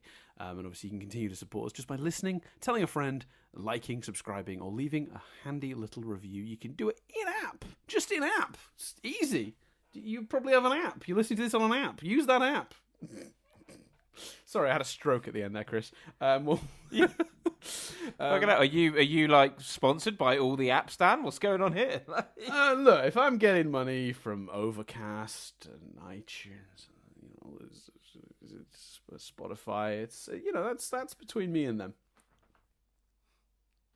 Well, I mean, we need to revisit the "am I getting paid" argument if you're getting money from all of them. I wish. No. It's, I just think it's. I'm encouraging people to use that, and how easy it is, Chris, to use their apps to review our podcast, which tells those apps that you're enjoying the podcast, and then it recommends it to more people. So that's my enthusiasm, Chris. I'm getting the good people to give us a bit of a bump in the algorithm. That's what I want. That's what I'm here for. Yeah, that's fair. That's fair. It's a good strategy. Yeah, I think so. So anyway, where are we going next, Chris? That's the big question. Well, Dan, I'm going to do that annoying thing where I'm going to present you two options, and I want you to choose. So I hate when you do this. Why do you hate when I do it? You did it. Well, no. To be fair, you presented two options and then chose yourself last week. Yeah. Why do you hate when I do it? Because it just doesn't feel in the spirit of the game. No. I'm gonna do it. So basically, one is no. I'm gonna. One is a film. Well, especially because you'll be able to work out what one of these films is. So one is a film where I'm like, do we finally roll the dice and do this film? It's a film from the childhood. It's a film we've been teasing since the conception of this podcast. And actually, I worked it out. The next episode is the 63rd episode of Rewind Reviews. But when you count Harry Potter and the Rewind Reviews, Honey, I Shrunk the Podcast, and the bonus Last Airbender episode, it is like episode 80 of us doing this kind of thing. So I'm like, is it time to finally do that movie? Sure. The other one is sort of potentially an opposite scenario to this conversation. It's a film I don't believe you've seen, but it's a film that I very much loved and enjoyed when watching it. But I think there are potentially...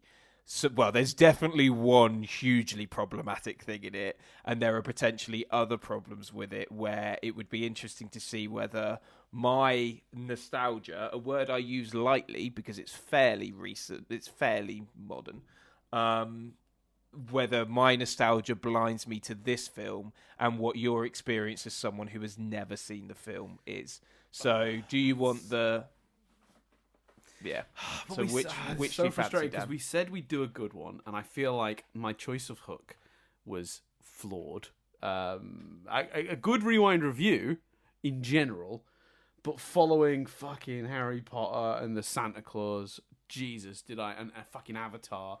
We needed a good one, and I feel like I let us down, and I feel like I don't think you have let us down. I don't think you have let us down, but carry on. I mean, I had a good time watching it, but I feel like I didn't deliver on what was required with my choice of Hook. We needed an absolute stone cold classic. So I'm very torn here because I'm fascinated at your choice of like a film that you've seen recently-ish, but not like too recently, but you got some nostalgia for that you're not sure will work. Oh yeah, for me. It is just over 10 years old. I will say that it's not like the last. It's not Secrets of Dumbledore or anything. Yeah. No. I figured that's the range we were talking about. I'm fascinated by that choice, but I'm convinced the other film. I think I know which film you're referring to. Well, obviously I'll find out in a minute, but I'm convinced that movie will be good and will hold up.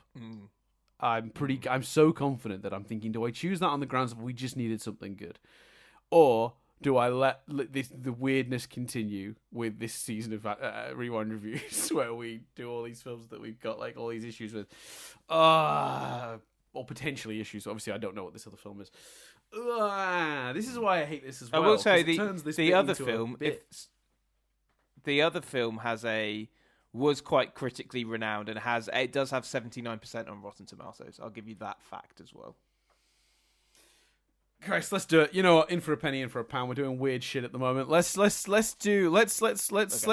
the good one, and let's go for the weird choice. I'm curious. I'm too curious to not. The interesting choice. Yeah. So it is a film I've mentioned on here before. I think if I'm right and you haven't seen this film, I think you watch it blind. Don't check out any trailers or anything. Just kind of watch it. We are going for the film I wanted to watch instead of All About Steve. on the previously discussed Valentine's Day. So we are going for 2011's Steve Carell starring Crazy Stupid Love. I haven't seen this movie. No. But you are a big Steve Carell fan, so... Yeah, I love Steve Carell. I think Steve Carell's great. I have no idea. So I'm going to be fascinating. I'm very intrigued as to whether my nostalgia and affection for the movie from a time when I wasn't like reviewing it and was obviously comparing it to All About Steve, so any film is going to because you said don't Google it, like, or don't watch the trailer, sorry. Am I okay to check who the director and writer was and stuff? Yeah, or I can tell you that now. I've got it in front of me if you want. Yeah, sure. Yeah, that saves me. So it was directed by Glenn Ficarra, who has also directed not a. Do you want me to give you his discography? I do now. I didn't until you started laughing at it. Now I want to know. I tell you, this isn't going to fill you with much hope, Dan. To be fair, he was only involved. Oh God, this is worse. Okay, he was. Oh God. He was a writer on Cats and Dogs, Bad Santa, Looney Tunes Back in Action. He did the story, and Bad News Bears. He directed I Love You, Philip Morris, Crazy Stupid Love, Focus, Whiskey Tango Foxtrot, and produced Smallfoot, and was a writer on Jungle Cruise. Right. So let me just clarify though, because Cats and Dogs is horse shit. I hate that movie, but I love Bad Santa. Hold on. I should say this guy and John Requia, who also did all those films with him. It looks like they're a partnership. Right. Okay. So I don't care for Cats and Dogs, but I love Bad Santa. Looney Tunes Back in Action is good. I stand by that. I enjoyed I Love You, Philip Morris. Didn't love it, but I enjoyed that one. And I thought Jungle Cruise was pretty good. Jungle Cruise isn't a masterpiece by any stretch of the imagination, but I enjoyed Jungle Cruise. So, and it was written by Dan Fogelman. This Is Us guy. Yep, This Is Us guy, and stars Steve Carell, Ryan Gosling, Julianne Moore, Emma Stone, Marissa Tomei, and Kevin Bacon. Fascinating. So that's the info you're getting. Great. Well, I will jump into it with no further knowledge. I will not be Googling it. I will not be because that's not particularly important. Like, but I just think if we're doing this blind test, like let's do I didn't watch the trailer for Hook or anything before watching it. Let's do I mean, obviously, I expected it to be about Hook, but cool.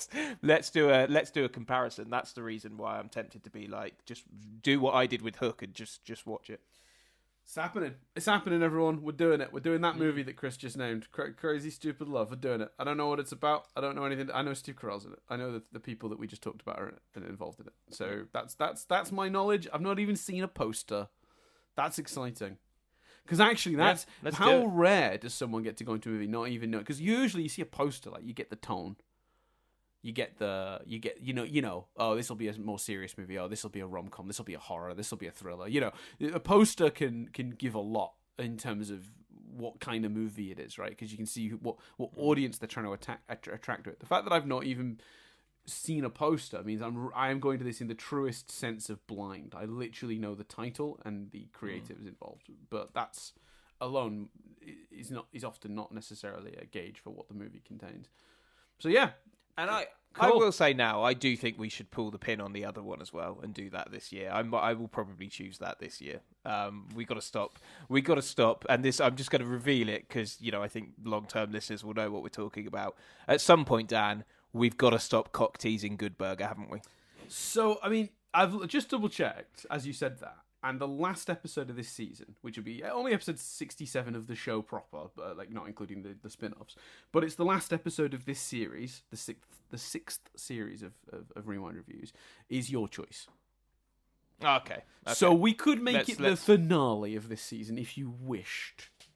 Because I felt you stretching for gravitas. I felt you reaching for, you want it to be the 100th episode, you want it to be the something, You went to the trouble of doing the math of adding in the bonus episodes to make it the 80th to justify that choice. So I think the finale for a season is a good way to do it. Maybe that's just me. Yeah, that's fair. Obviously, it's your choice. I'm not going to tell you. You've got, so with that, you've now got two more choices this season. So Yeah. you know, you've got you Yeah. episode 65 and episode 67 are going to be your call. So Yeah. cool. You know, pull the Nice. trigger when you pull the trigger. Yeah, for sure. So there you go. That's where we're going next week. Crazy Stupid Love. Join us then. And then when Chris asks me what we're going to do the week after, I'm going to say Good Burger. Yeah. Which you can. You absolutely can. I thought you were going to do that before when you chose Power Rangers. So yeah. No, I'm not going to do that to you. No, I think that is very much got to be your choice. I feel very strongly that you know that movie means. I mean, I love that movie, and I loved it as a kid, and it does have a very soft spot in my heart. But I don't have a fucking poster of it up. I think you do, right? I do. A poster that I spent 85 quid on. Yeah. So, like, you know, I think it's clear of the two of us who needs to who that movie means more to. We bonded over that movie many a times in uni. Like, we both have very fond of it. But yeah, no, I wouldn't rob you of that. That's your call. But anyway, let's wrap this bad boy up, Chris. Anyway, yes, you're right. So as Dan said, if you're on Patreon, you can listen to Crazy Stupid Love right now. Otherwise, I've been Chris Billingham. I've been Dan Dillon. And this review has been Rewound.